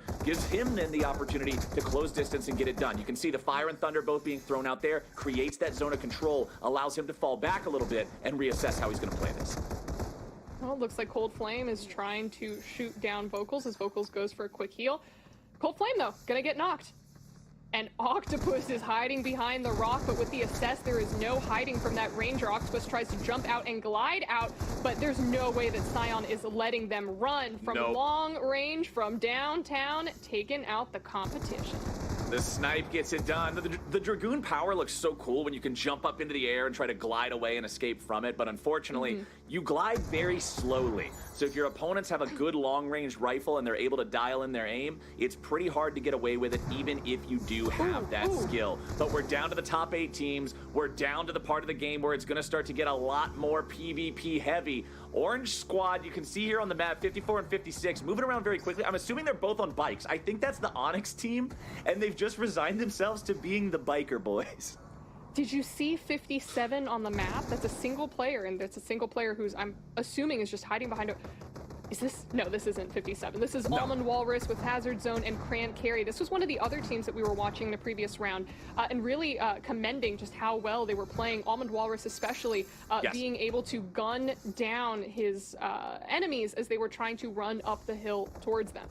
Yeah, these three are another one of the squads that I believe is currently among the top 10 out of the 50 teams that we have competing here today. Had to run through that bio zone there for a second. Remember, bio creates a damaging area that'll apply a DOT as long as you're inside it. You can see it sticks around for a little bit after leaving as well, as his health continues to tick away. So generally something that you want to avoid. Another powerful zone control tool, generally a theme of what the materia is going to provide here in these fights. Fire thrown into the building, creating that massive explosion, going to force their opponents outside, as now Almond Walrus does go down. Not eliminated yet, but Asylum and Mako Crisis have also both been down, and those red health bars are quickly going to hit 0. Almond Walrus has been fully eliminated, but still has allies around to try to fight. Cran Carry, the only one left alive on the squad, is Hazard Zone. Gets knocked, gets eliminated. Oh, it's not looking good. Weapon Rage 7, how you doing, buddy? He's trying to get away from this one. You gotta run, you gotta get out of town, you gotta get away from this one. It's looking dire.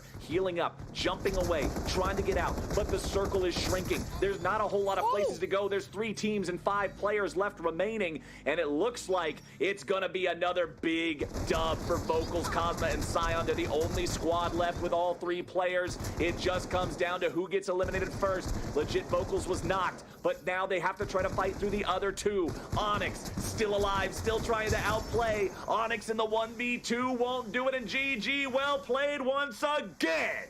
Kazmah, Vocals, and SION get it done.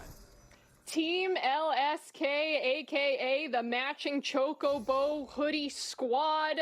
Flowers, they had the stumble in the last round, but they were able to say, nah, man, that was just a fluke, and come back full force with this round. Well played on them. And then again, I want to give a shout out to the hit and run squad with Onyx right there. Yes. I think the place where they probably went wrong in the end was that they got off the bike, and I think that's what cost them the round. I'm no professional analyst, but that's what I would wager my money on.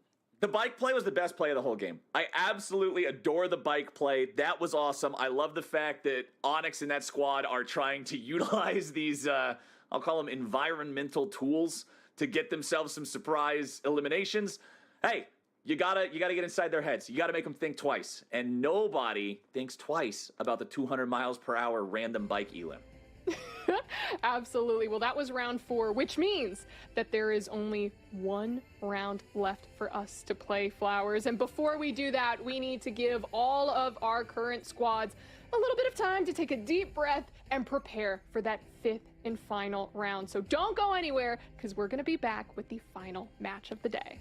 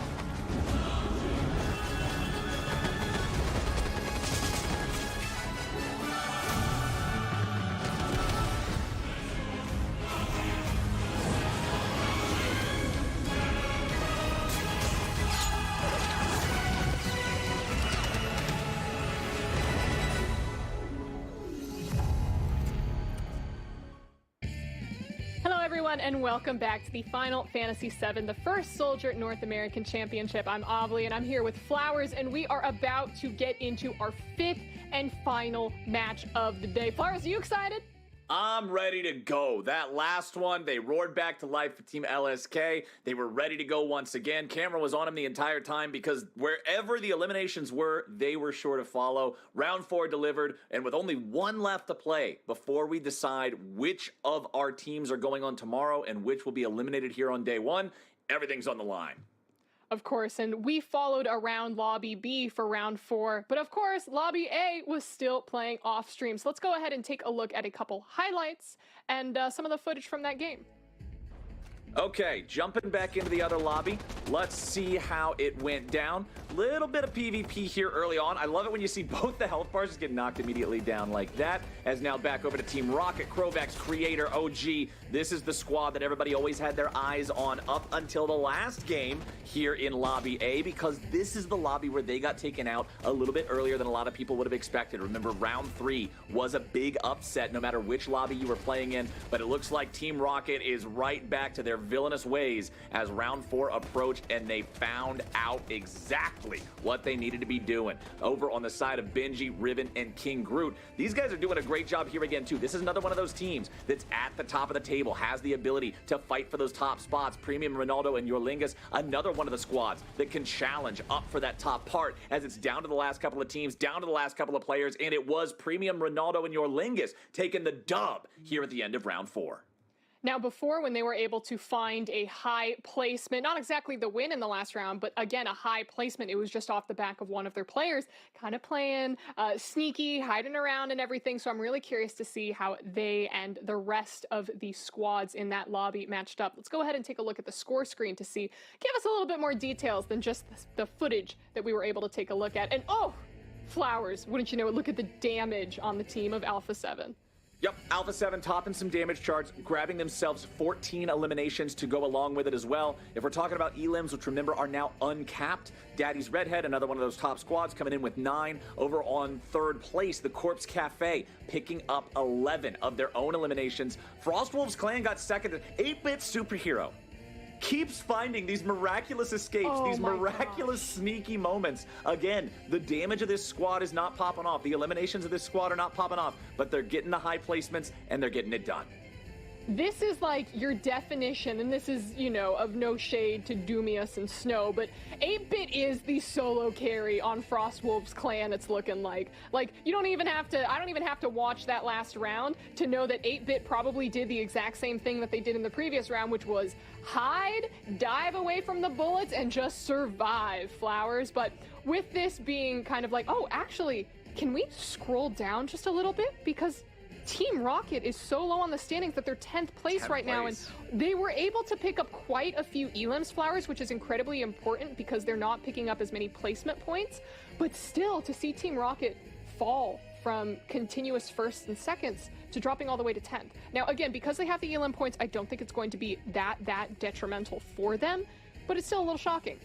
You can't ignore the damage. You can't ignore the damage. Team Rocket was still vastly out in front in damage. Their total comes out to be a little over 5,000. The 3 teams that we were talking about before that did finish, you know, higher than 10th, all still hitting around 4,000. So I'm not going to discredit Team Rocket. I just feel like they're probably getting a little fast and loose with their gameplay, going for these elims and taking all these fights, and their opponents are focusing on punishing them. So for Team Rocket, I think if you're really wanting to maximize your scores, you're probably looking to always be aware of that third party, always be aware of those bad situations, because the damage numbers on these charts are not the numbers of a team that comes in 10th, right? Like, other things are happening. Now let's go ahead and take a look at the Lobby A results for round 4, just to see where all the points kind of shaked up with those placement points along with the elim. And if you take a look, Alpha 7, 58 total points, 14 elims on the board for them right there.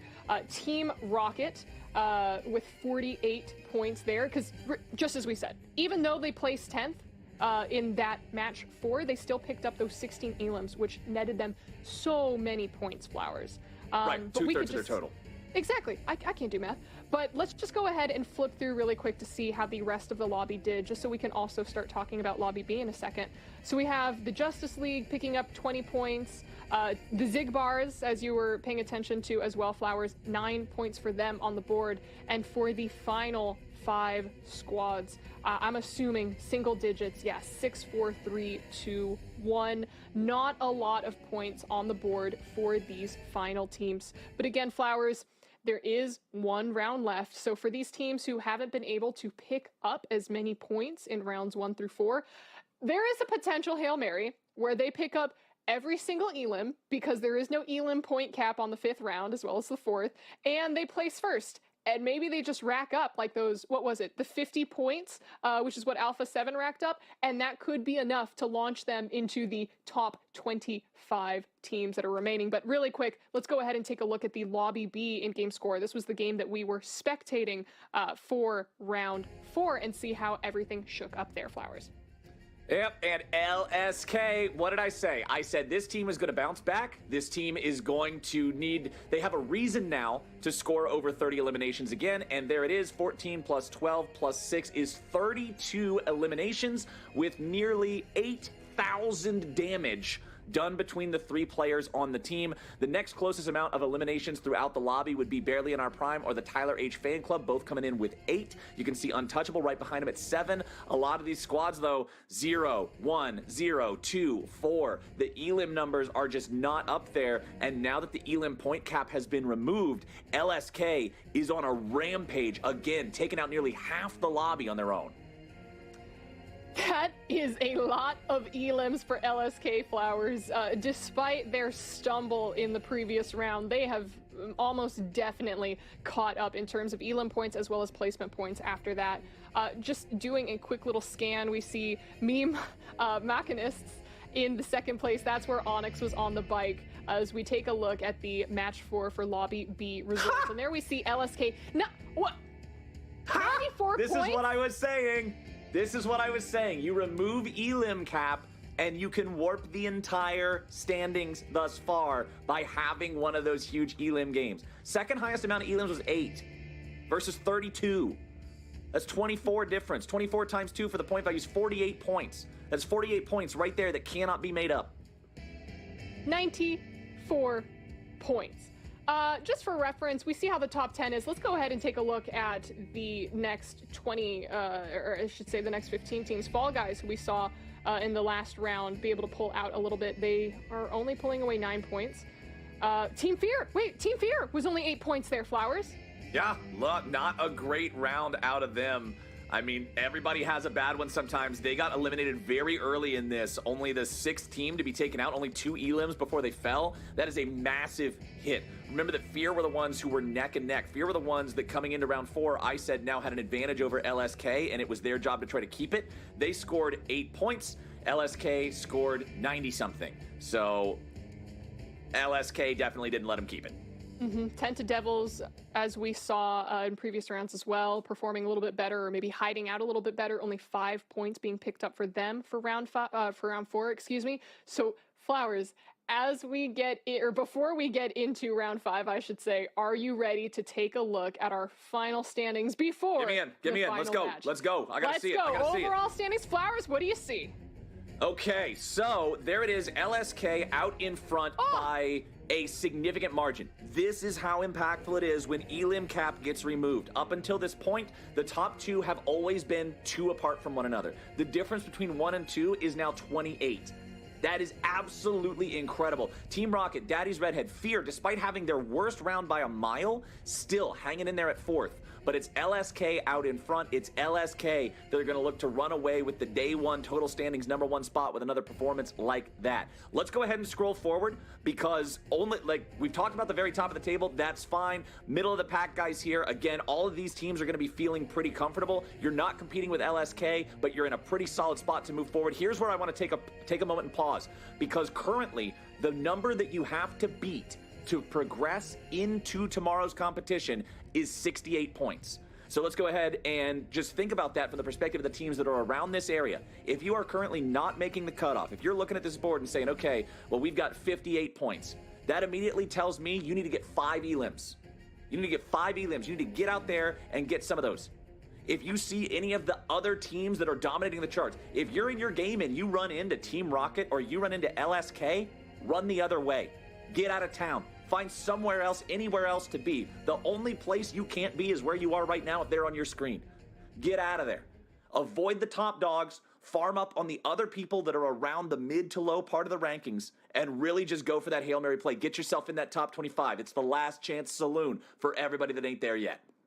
Absolutely, Flowers. There are some teams who can you know, kind of like bear a little bit of a risk, but there are other teams who are right on that border. As you saw, there's a lot of people clumped within like the high 60, low 50 range, which is totally make upable depending on elims and placements. But for those teams who are on the borderline, they have to play so smart and they have to play so dirty and they need to play sneaky and just stay alive, pick up those elims, and try to get a high placement. Because as we go into round 5, this is your final chance to rack up points. It is going to be absolutely heartbreaking if you grind it up throughout this entire season to get here and fall or get eliminated first as everyone hits the ground. You just have to play so smart, Flowers. This means so much to all of these players and participants, and I would hate to see people get heartbroken. Well, I'm ready to see everybody get heartbroken. I'm ready to see everybody get excited. I'm ready for Game 5. I am also ready and excited for Game 5, Flowers, but as we give our players some time to load in a little bit, what do you think needs to change for some of these players or for some of these teams who are right on that borderline? Clearly, I think that they need to start playing smart and dirty, but what do you think could maybe add a little bit of a mix-up or maybe give them a little bit of an extra edge? Okay, so I think there's 2 ways you can play it, and unfortunately, they're very opposite in terms of the way that you have to approach the game. You either go full hide mode and just play for points for finishing, just try to do what we've seen from 8-Bit Superhero, and it doesn't matter if you've got elims or whatever, just hide until you can get to the top 4 or 5 or whatever. Or the other plan is cause chaos. Be the wrench in the gears. Be the thing that messes everything up. The game becomes more, the outcome becomes more deterministic the further into the game it goes, because the squads that are the best will guarantee that they have the best gear, they're the most set up, they've eliminated the other players, they've consolidated resources into themselves, they're going to have a better shot. If you want to be able to take people out, just YOLO it on early game, nobody's got any weapons, let's see how it happens fights. Let's go. I'm super excited. Looks like we are following creator Crovax and OG. This is, again, Lobby A. The first lobby that we had been spectating as we started off the day is now going to be the last lobby that we are spectating to close out day 1 of the tournament, Flowers. Only 25 of the 50 teams that walked into here today are going to be moving on to tomorrow to compete for the top 3 prizes. Okay, Mega Flare getting prepared as we're watching Benji, Riven, King Groot. This is another one of those squads that usually does pretty well. Even if their damage isn't usually on the level of Team Rocket, but their placements have beaten them in half the games so far now, I believe. But we are in the early game stage. It's where these guys can just farm up, take some of these resources, get whatever they can, and just get them going on that road to success that they've already been on so many times. The bomb over there, just going to use the Blizzard. Turret him down. Easy money, easy pickups. Boy, I hope we get a bomb cannon. I really hope we get a bomb cannon. Oh, that would be so excited. Yeah, to see one like properly utilized, because I feel like as soon as the other player picked it up, they were immediately taken down by our top squad. So it's kind of like a, oh, Benji taking quite a hit from the bomb. Yeah, sometimes the bombs can be pretty deadly. The trick, of course, is always going to be that everybody talks about just don't let them self-destruct on you, but even without self-destruct, they can still hit pretty hard. Benji now using the power of the Dragoon there again. Find that massive jump into the air, find the glide afterwards, and use it to sort of just explore and find your way from point to point. If you know where these chests are spawning, if you know where the monsters are going to spawn, you can get from loot point to loot point and min-max sort of your pathing between these early game objectives. Right now, Benji needs to find a potion or a bench, because Benji's pretty low on HP. And as we take a look at the all of the different teams and squads that are kind of scattered across the map right now, we see a pretty even dispersion across the maps. Some teams directly in the middle of Sector 5, which is pretty much the pinpoint center of the training zone at the moment. They're going to be pretty safe for a while. But then we see a lot of players in the southwestern region who are going to have to make up a little bit of ground in order to get into that training zone when the time comes. Yeah, the southeast is pretty barren. Nobody's down there. Nobody's really hanging out at all, but we've got the one squad all the way out there in the desolate area, which really lives up to its name, considering nobody else is even within a mile of that place. But I expect there to be a lot of action there around the train graveyard. You can already see 4 or 5 squads in very close vicinity to one another, and it looks like some of them are definitely already missing players. So the train graveyard seems to be the place to be right now if you're looking for the early PvP action. Sewer system also has a couple of different team colors showing up down there, so probably some PvP to be expected. And again, I think if you're one of those lower ranked teams, you've got 2 strategies available to you right now. It's either the run and hide strategy where you just camp out, like try to avoid as much PvP as possible, get yourself to the ending based on rank, or you just get scrappy as early as you possibly can and try to take out the other weaker squads before the big dogs prey on them. Flowers, on the side of Shadow Marine, it looked like Suwako, their downed team member, the revival is already expired. Ooh, yep, not a good feeling there. Looks like Shadow Marine and Zincross are going to be playing this one as a 2-person squad. Feels bad, man. Feels bad. Feels... Ooh, but not as bad as it feels to see that there are only 24 teams remaining, Flowers. We've already got our first eliminated team. Yes. RIP. Not a whole lot of points to be found there in that result. But let's see how Sintinus and Padawan are going to do here. Just again, running around looking for resources. Might be close to a couple of opponents here nearby. Blind materia once again going to be used just to create that smoke screen, provide the opportunity to reposition yourself, get some cover. All right. Oh, they're going to engage with Ronaldo, though. Remember, this is another one of those squads. They won the last round. If you're Sintinus and Padawan, you disengage this. I don't think you want anything to do with this. You're 2v3 against the squad that just won the last round. This isn't the fight you want. You want to get out of town as fast as possible. Get out of town, get out of the county, get out of the state, get out of the country, get out. Get out, get out, get out. You don't want to fight these guys. Absolutely. Run, run, run, because these are definitely... Oh my gosh, and look at the fit. Look at the fit. I was going to say that this is a dangerous team, but they're also a dangerous looking team, because look at that little backpack that they got on with the baseball cap and glasses combo.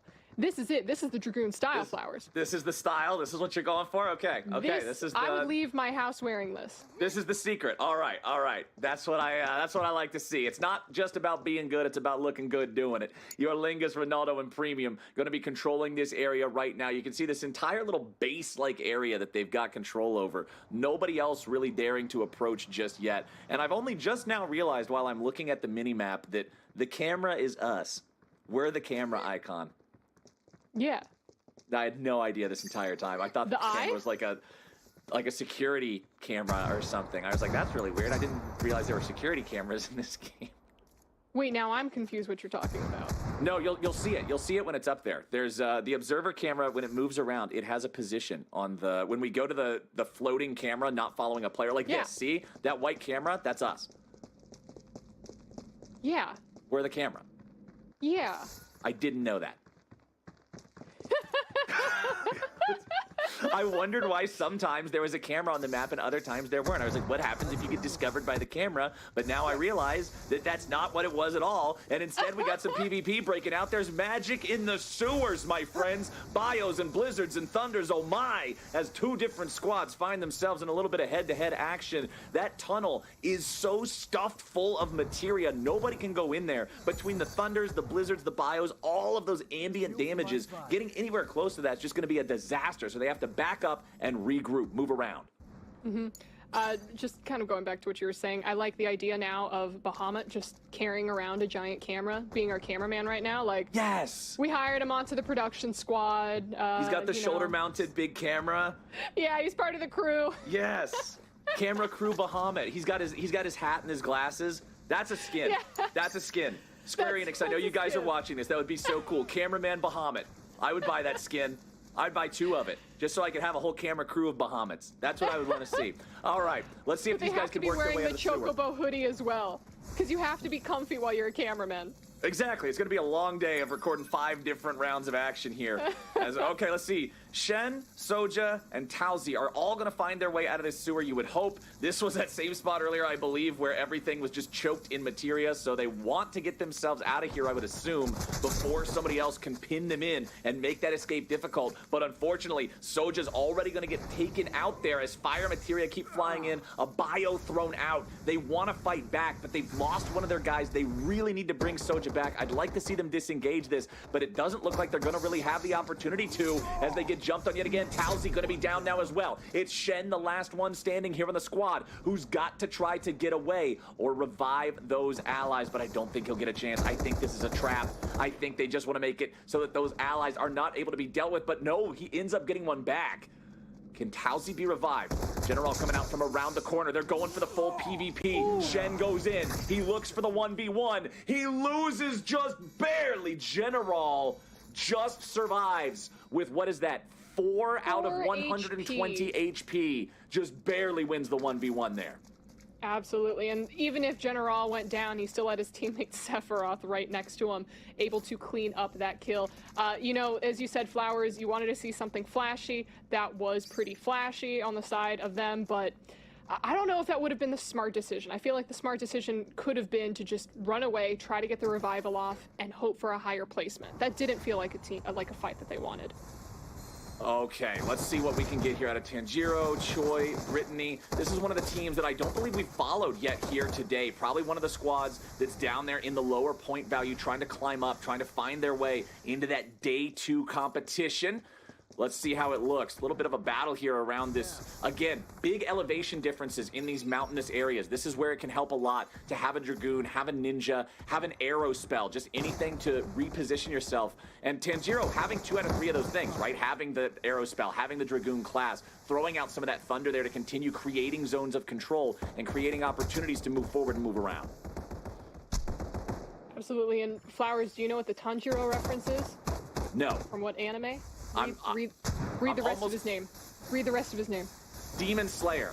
We got him! Okay, we got it. Awesome. I'm fully indoctrinated. I know the full lore. So, let's see what they can find here with this fight. Going up into the air.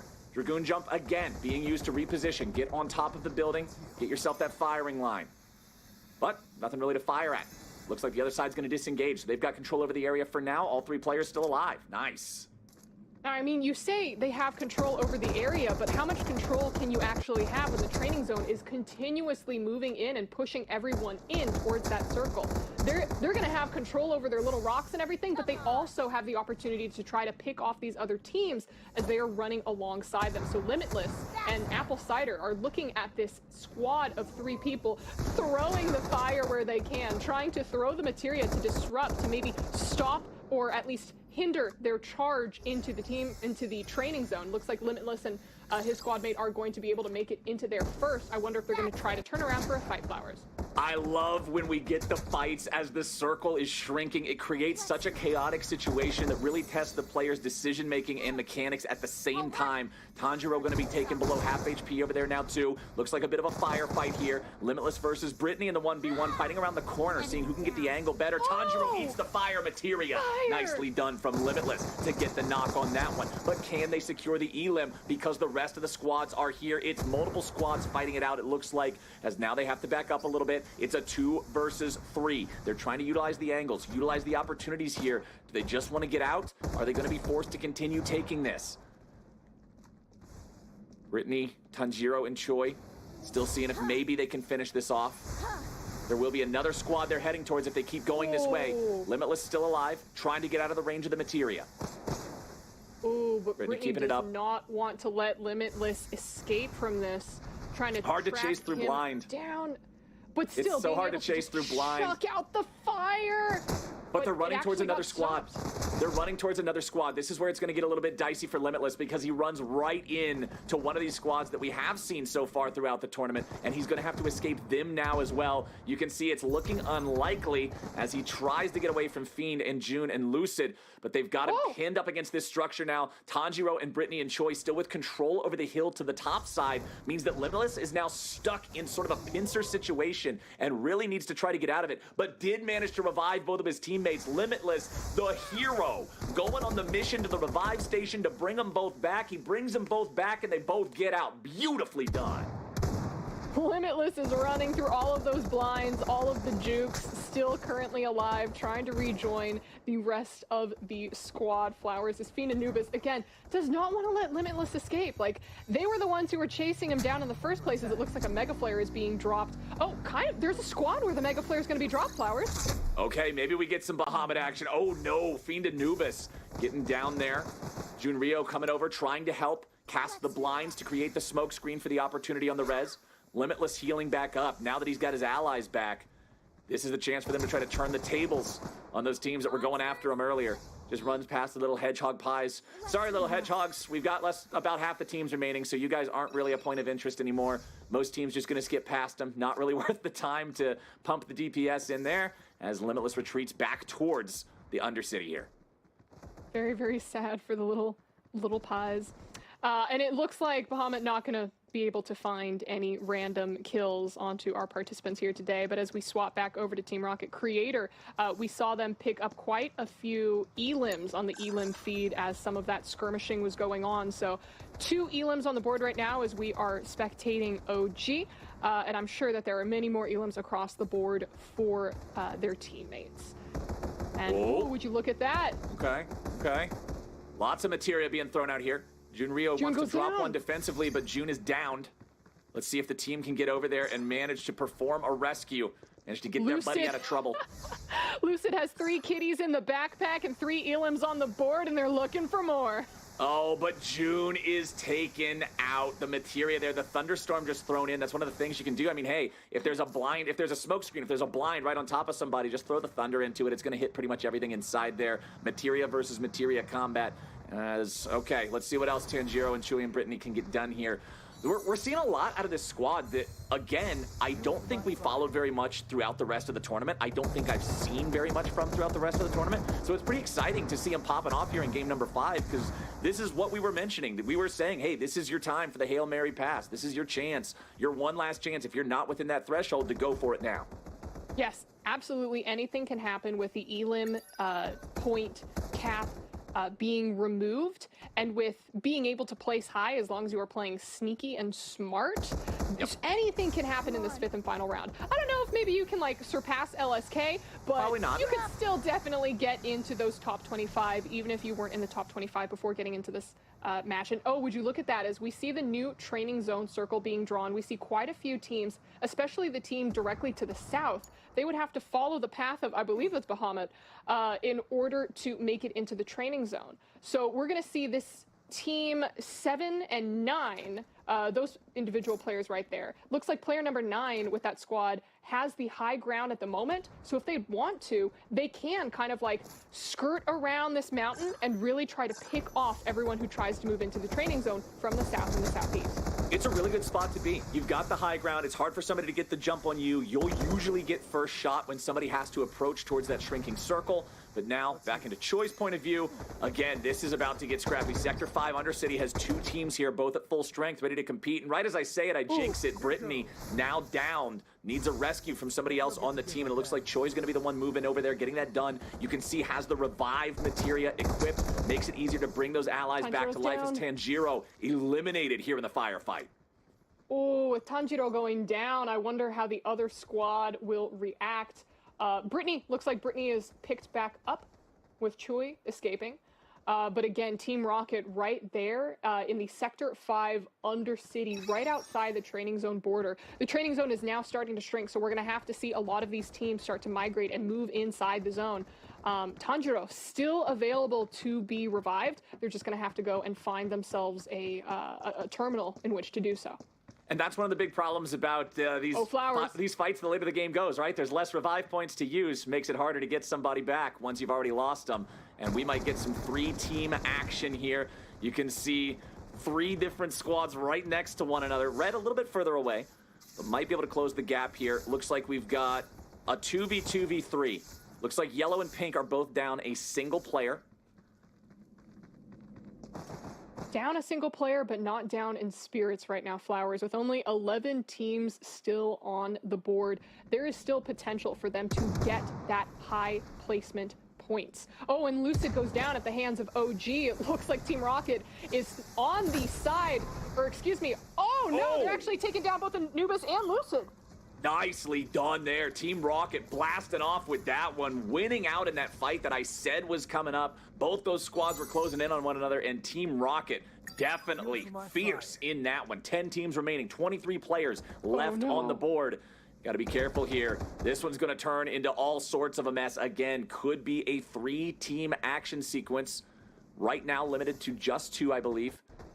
Ooh, but Choi and Brittany are just waiting. They're playing it smart, Flowers. They're safe within the zone right now. They have the high ground. They opted not to take those shots, even though they had their scope on. And would you look at that, Noxus summoned Ifrit. Okay, Ifrit gonna be summoned.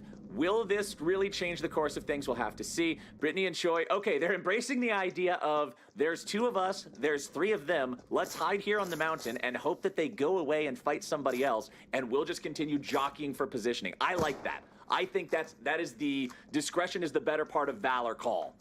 Absolutely. It's a smart thing to do. Although, if you take a look, the training zone is just shy of where the mountain ends. So it means that when that training zone starts to shrink one more time, they're going to be forced into different positioning. And Limitless walks into a team of 2.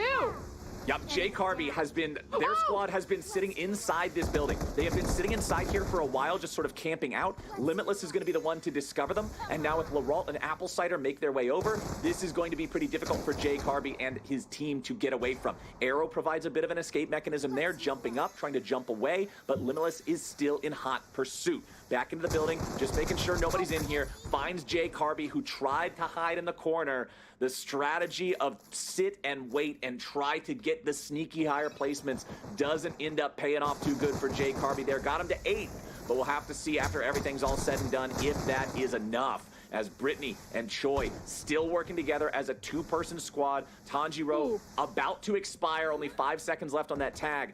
Brittany wants to try to revive Choi if possible. Choi falling off the edge there, because this is a better spot to be in terms of the angle to avoid some of the further incoming damage. And you can see they're trying to fling materia up there, trying to stop Brittany from going for the revive. See, I hold my breath as we wait to see, and yes, she's able to pick up the revive as the training zone starts shrinking, and they are so close to that border, they're going to be able to make it, but they're going to be met by other teams. It looks like Lahara hitting Brittany and downing Brittany. It's going to be all up to Choi for this squad. Brittany back up? Brittany's back up because remember, Choi has the revive materia, but now with Choi being down, I think that's the end of that squad. Laurent, Limitless, and Apple Cider taking over here. Unfortunate. We also see Benji being down on the Elim feed right now. Brittany going down at the hands of Apple Cider, as we just saw. This is a strong team of 3 that are still up. Benji actually being downed again by PH Premium. Something that I saw on the Elim feed, though, Flowers, was I think it was a member of Team Rocket actually being downed. And yes, we could see it right here, Crovax. Just being picked up. So the team of 3, the team to watch, is all back up. Not full health, they're a little wounded, but they're still in a good position. The important thing to note here, 5 teams left with only 10 players. That means a lot of these teams are not full strength. PH Premium, Alpha Ronaldo, and Yorlingus. Yorlingus now going to be eliminated. Is PH Premium the last one standing from this squad? This is one of those teams, they're not worried about not making top 25. They will definitely make top 25, but PH Premium's now in a really tough spot to continue trying to fight here in this specific game. Looking at the total numbers of players left, the squad with Laurent and Apple Cider, they've got a full 3. Team Rocket has a full 3, and then it's 3 single players from 3 separate squads. If you're one of those single players, you're looking to skirt the edges, you're looking at a third party. What these single players need to have happen is for the Team Rocket squad and the Laurent squad to go head-to-head, and then they play spoiler on the edge. Absolutely. Right now, Team Rocket is not really sweating in terms of tournament results. They're pretty much guaranteed to move into top 25. It's about making a statement. I know it's about making a statement. I'm getting to the statement that I be making too. As Premium meets Creator stuck inside the zone and is going to be taken out. 7 remaining candidates, 3 teams left. And I believe that means it's 2 teams of 3 and 1 solo. It was a valiant effort there trying to fight 1v3, but it's just so dang hard to do. 3 teams left, 1 solo man and 2 squads of 3. Let's see how it plays out. Control over the area right now to Laurent, Limitless, and Apple Cider. They're the ones who got to deal with Team Rocket. They're the ones who got to fight them head-to-head, 3v3. Fire materia is going to be thrown out here as the fight really starts a-going. You'll see Limitless taking some damage, not able to return a lot very effectively here, and that means there's going to be a push from Team Rocket to take him out. If they can get somebody down, that's huge. That turns it into a 3v2, and yes, it will. OG takes kill credit, and Limitless goes down. Team Rocket still looking to push this forward, still looking to make this happen. 3v2 Apple Cider, now nearly dead, nearly eliminated, still staying alive for now, but I don't see a whole lot of regeneration coming out just yet. OG continues pushing forward, trying to find that elim, find that knock. And there it is, another knock coming out from Crovax. If Apple Cider drops here, that's it. GG, Team Rocket finishes strong. They took our first round and they take the last round, Flowers. What a dominating display from Team Rocket over the course of the day. Sure, they stumbled a little bit, but they came back when it truly mattered. Congratulations to them as well as the other teams who had placed high there, because that means, Flowers, that they are getting quite a few points heading their way for that final tally. I love to see it. Round 5 is complete. And that means that all we have left to do is check in on those standings, figure out where it all shook out. Obviously, the squads like you're talking about, Team Rocket was not worried about whether or not they go on to day 2. They were worried about how good they looked doing it and taking the dub here in the final round of the day. After a bit of a shaky performance during the midday games, that's a really solid way to go out on day 1. Absolutely. Absolutely. Well, we need to give our team a little bit of time to tabulate and score out how everyone did with all of the placement points and the elimination points as well. So we're going to be taking a quick break, but don't go anywhere, because when we come back, we are revealing who the top 25 teams that are moving on to tomorrow truly are. Stick around.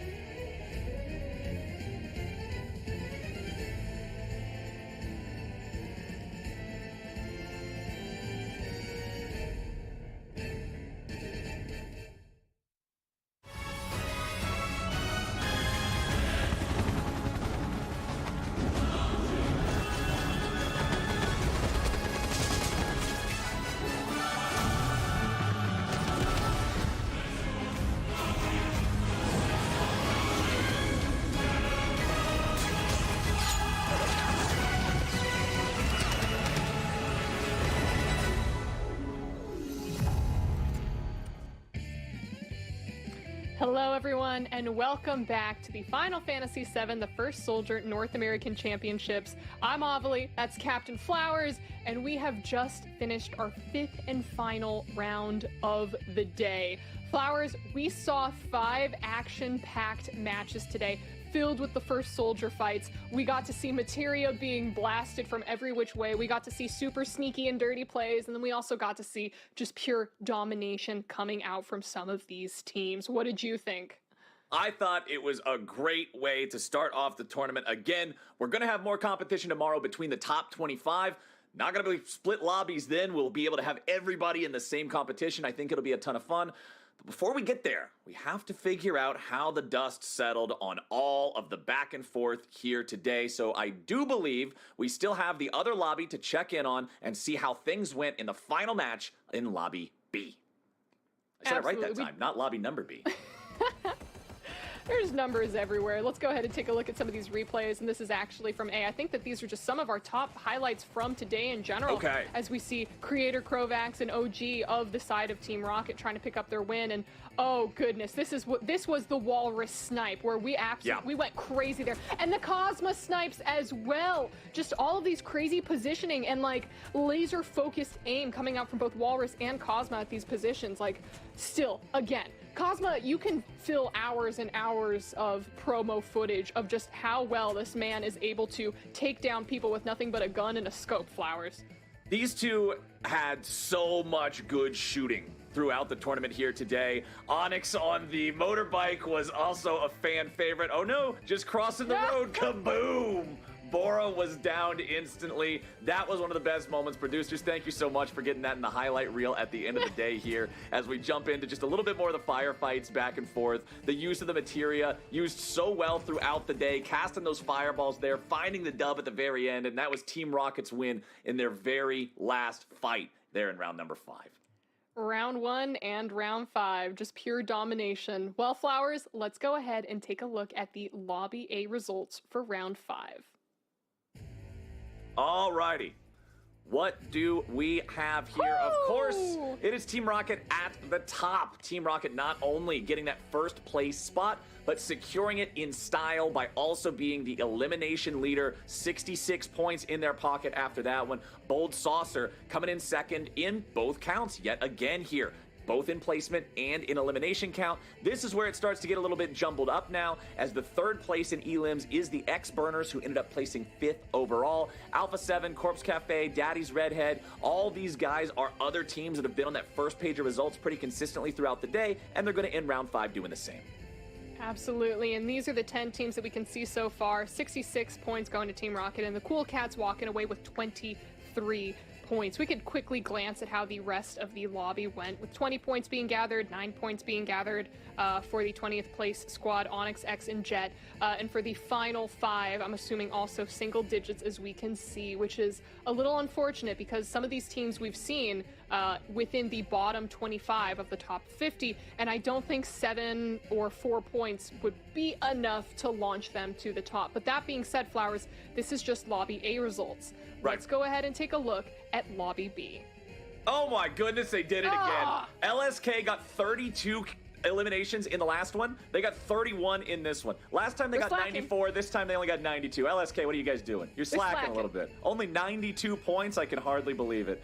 But for all real purposes, though, absolutely incredible stuff. Another thing that sort of jumps out, Chef's Knife there got 2nd overall with 0 eliminations. So it just came down to them versus LSK, and it's like, okay, 0 versus 31. I think 31 is going to take the edge there. But yeah, it's just, as soon as there's no cap on how many points you can get through extra eliminations, LSK's bloodthirsty playstyle and their just incredible focus on just being better than you at PvP. They'll take every fight because they know they'll outplay everybody. It rewards them in droves of treasure. 92 points. Elim, no cap, for real, Flowers. Let's go ahead and take a look at the other 15 teams on the result board. 19 points going to Chaos Bringers. Fear with 6 points going their way. 22nd rank in that lobby. That's a little bit of a surprise. We saw them have such a strong start that slowly started to dwindle towards the end of the day. I'm curious to see how that stacks up with the overall standings, which we are going to take a look at in just a second, Flowers. But like, I've got my fingers crossed. I'm super excited for some of these teams. I really hope that they were able to pull these elims out when they needed them most to really launch themselves into those top 25s. And my heart goes out for the teams that weren't able to pick up the points that they needed in round 5. But at the end of the day, it all comes down to the mighty calculator, Flowers. Let's see it. Bring up the calculator. Bring up the scoreboard. All right, overall standings. And wouldn't you know it, Team LSK with 322 points, 60 points ahead of second place, which is Team Rocket. Team Daddy's Redhead with 224 points behind them, followed by Alpha 7, Corpse Cafe, Fear, Tyler H Fan Club, Untouchable, Bold Saucer, and the Defaults. These are your top 10 teams, but Flowers, is that a 200-point differential between the first place and the 10th place team? Absolutely. LSK is the squad to beat when it comes to tomorrow's competition. This is the squad that everybody's got their eyes on. This is the squad that has to be taken out early, it seems. Because if you're not taking them out early, they're going to be eliminating everybody else. They will always be consolidating resources because of how many fights they take. Remember that whenever you win a fight, you're going to be able to take whatever your opponents had, right? So that means LSK is just letting everybody else do the work, farm the stuff up on the map, bring it to them, eliminate them, pop, pop. Oh, cool. Now we have everything. LSK, I feel like you've got to meet these guys early. You've got to fight them early. But the problem is, it's a skill check at that point, and they're so skilled. Well, these are the top 10 teams, Flowers, but remember, 25 move on. Let's go ahead and take a look and reveal who the other 15 teams are that are moving on. Okay, let's roll it forward a little bit. So here on page 2, Fall Guys, Cool Cats, Zigbars, Meme Machinists, Chefs, Knife, X-Burners, Team Reverse, Infamous, Unleashed Soldiers, and Barely in Our Prime, all going to be moving on. The important thing to note here is that on the first page, rank number 10 had 117 points, rank number 20 has 91. So the difference between rank 1 and rank 10 was 200. The difference between rank 10 and rank 20 was 26. Wow. That's pretty freaking close. And Flowers, I'm just going to rip the Band-Aid off because only 5 more teams can move on to day 2 in tomorrow's tournament. And here you have them, Candidate Primes, the Justice Leagues, Chaos Bringers, Odin, and Shimmer Squad. Shimmer Squad ending it with 84 points. And wouldn't you know it, Taco's crew is only behind by 5 points. It's just a handful of eliminations. But congratulations to all 25 teams who were able to make it into the top 25 and move on to tomorrow. Yeah, really good stuff coming out from them. It ended up being a 5-point separation threshold between 25 and 26, which, considering how close you can see everybody from like 26 to 30 was within 2 points of those 5 ranks or something. Honestly, a 5-point spread doesn't feel too bad. So big congrats to the 25 teams that are moving on and who we're going to get to see back here tomorrow for more competition. And we're actually going to see a player sooner than tomorrow, Flowers, because right now we have an interview with lobby leader and team dominator, LSK's LegitVocals. Let's do it. Vocals, hello. Congratulations on your performance today. Just want to start off by saying I love all the Chocobo art behind you. Fantastic. But following that up, tell me about you and the team's performance today, because I was watching you call out even your own mistakes in the Twitch chat, and yet pulling out 320-something points, 200-point differential from our 10th place team. You guys absolutely blazed through. So we have a conservative playstyle. About 3 months ago, when private lobbies got announced for the game, I was looking for a team, and because my current friends that played the game stopped playing. So I reached out to SION and Kazmah because me personally, I knew they were the best shooters in the game. So I reached out to them. They do all the heavy lifting. And I was like, hey, I'll be the guy that gets shot for you guys so you guys can shoot them back. And that's why you see my damage low. My goal is to get shot, because if you're shooting me, you're not shooting the best shooters in the game. If you're not shooting them, you're dying. So that was our play style. The first couple of games we played slow. We focused on kills because we're like, hey, get 7 kills. Now we play placement. Get 15 kills. We play placement. And we just play slow. It may look like it's a bloodbath, but literally, we're not fighting people unless you shot at us. You shot at us, it's like, okay. When circle got smaller, it was just call outs based. It was more like, hey, someone's right here. They shot this guy. I was like, someone's right here. Like, my job is I'm pinging people so they know where to look together. So they shoot and we clean it down. Fear that's some of our friends were used to going against them. That was who we were really looking at. Game 4, game 5, they just ran into us super early on. And like, we just had that advantage because early on it is who, like, if you fight us early, it's who shoots first mostly because you have a lower life total because you haven't leveled up yet. So if we're hitting headshots or just hitting you, you're going to die quicker. And Fear ran into us early, and it just didn't work out for them all that well. And it's sad to not see them because they were the fun competition to play against. But yeah, game 4, our hiccup where we messed up, our game 3, it was I made a bad call. I decided to go try and fight people that were in a tower. And as soon as I pushed away from my team, a team decided to third party us with Ifrit. The Ifrit knocked Kazmah.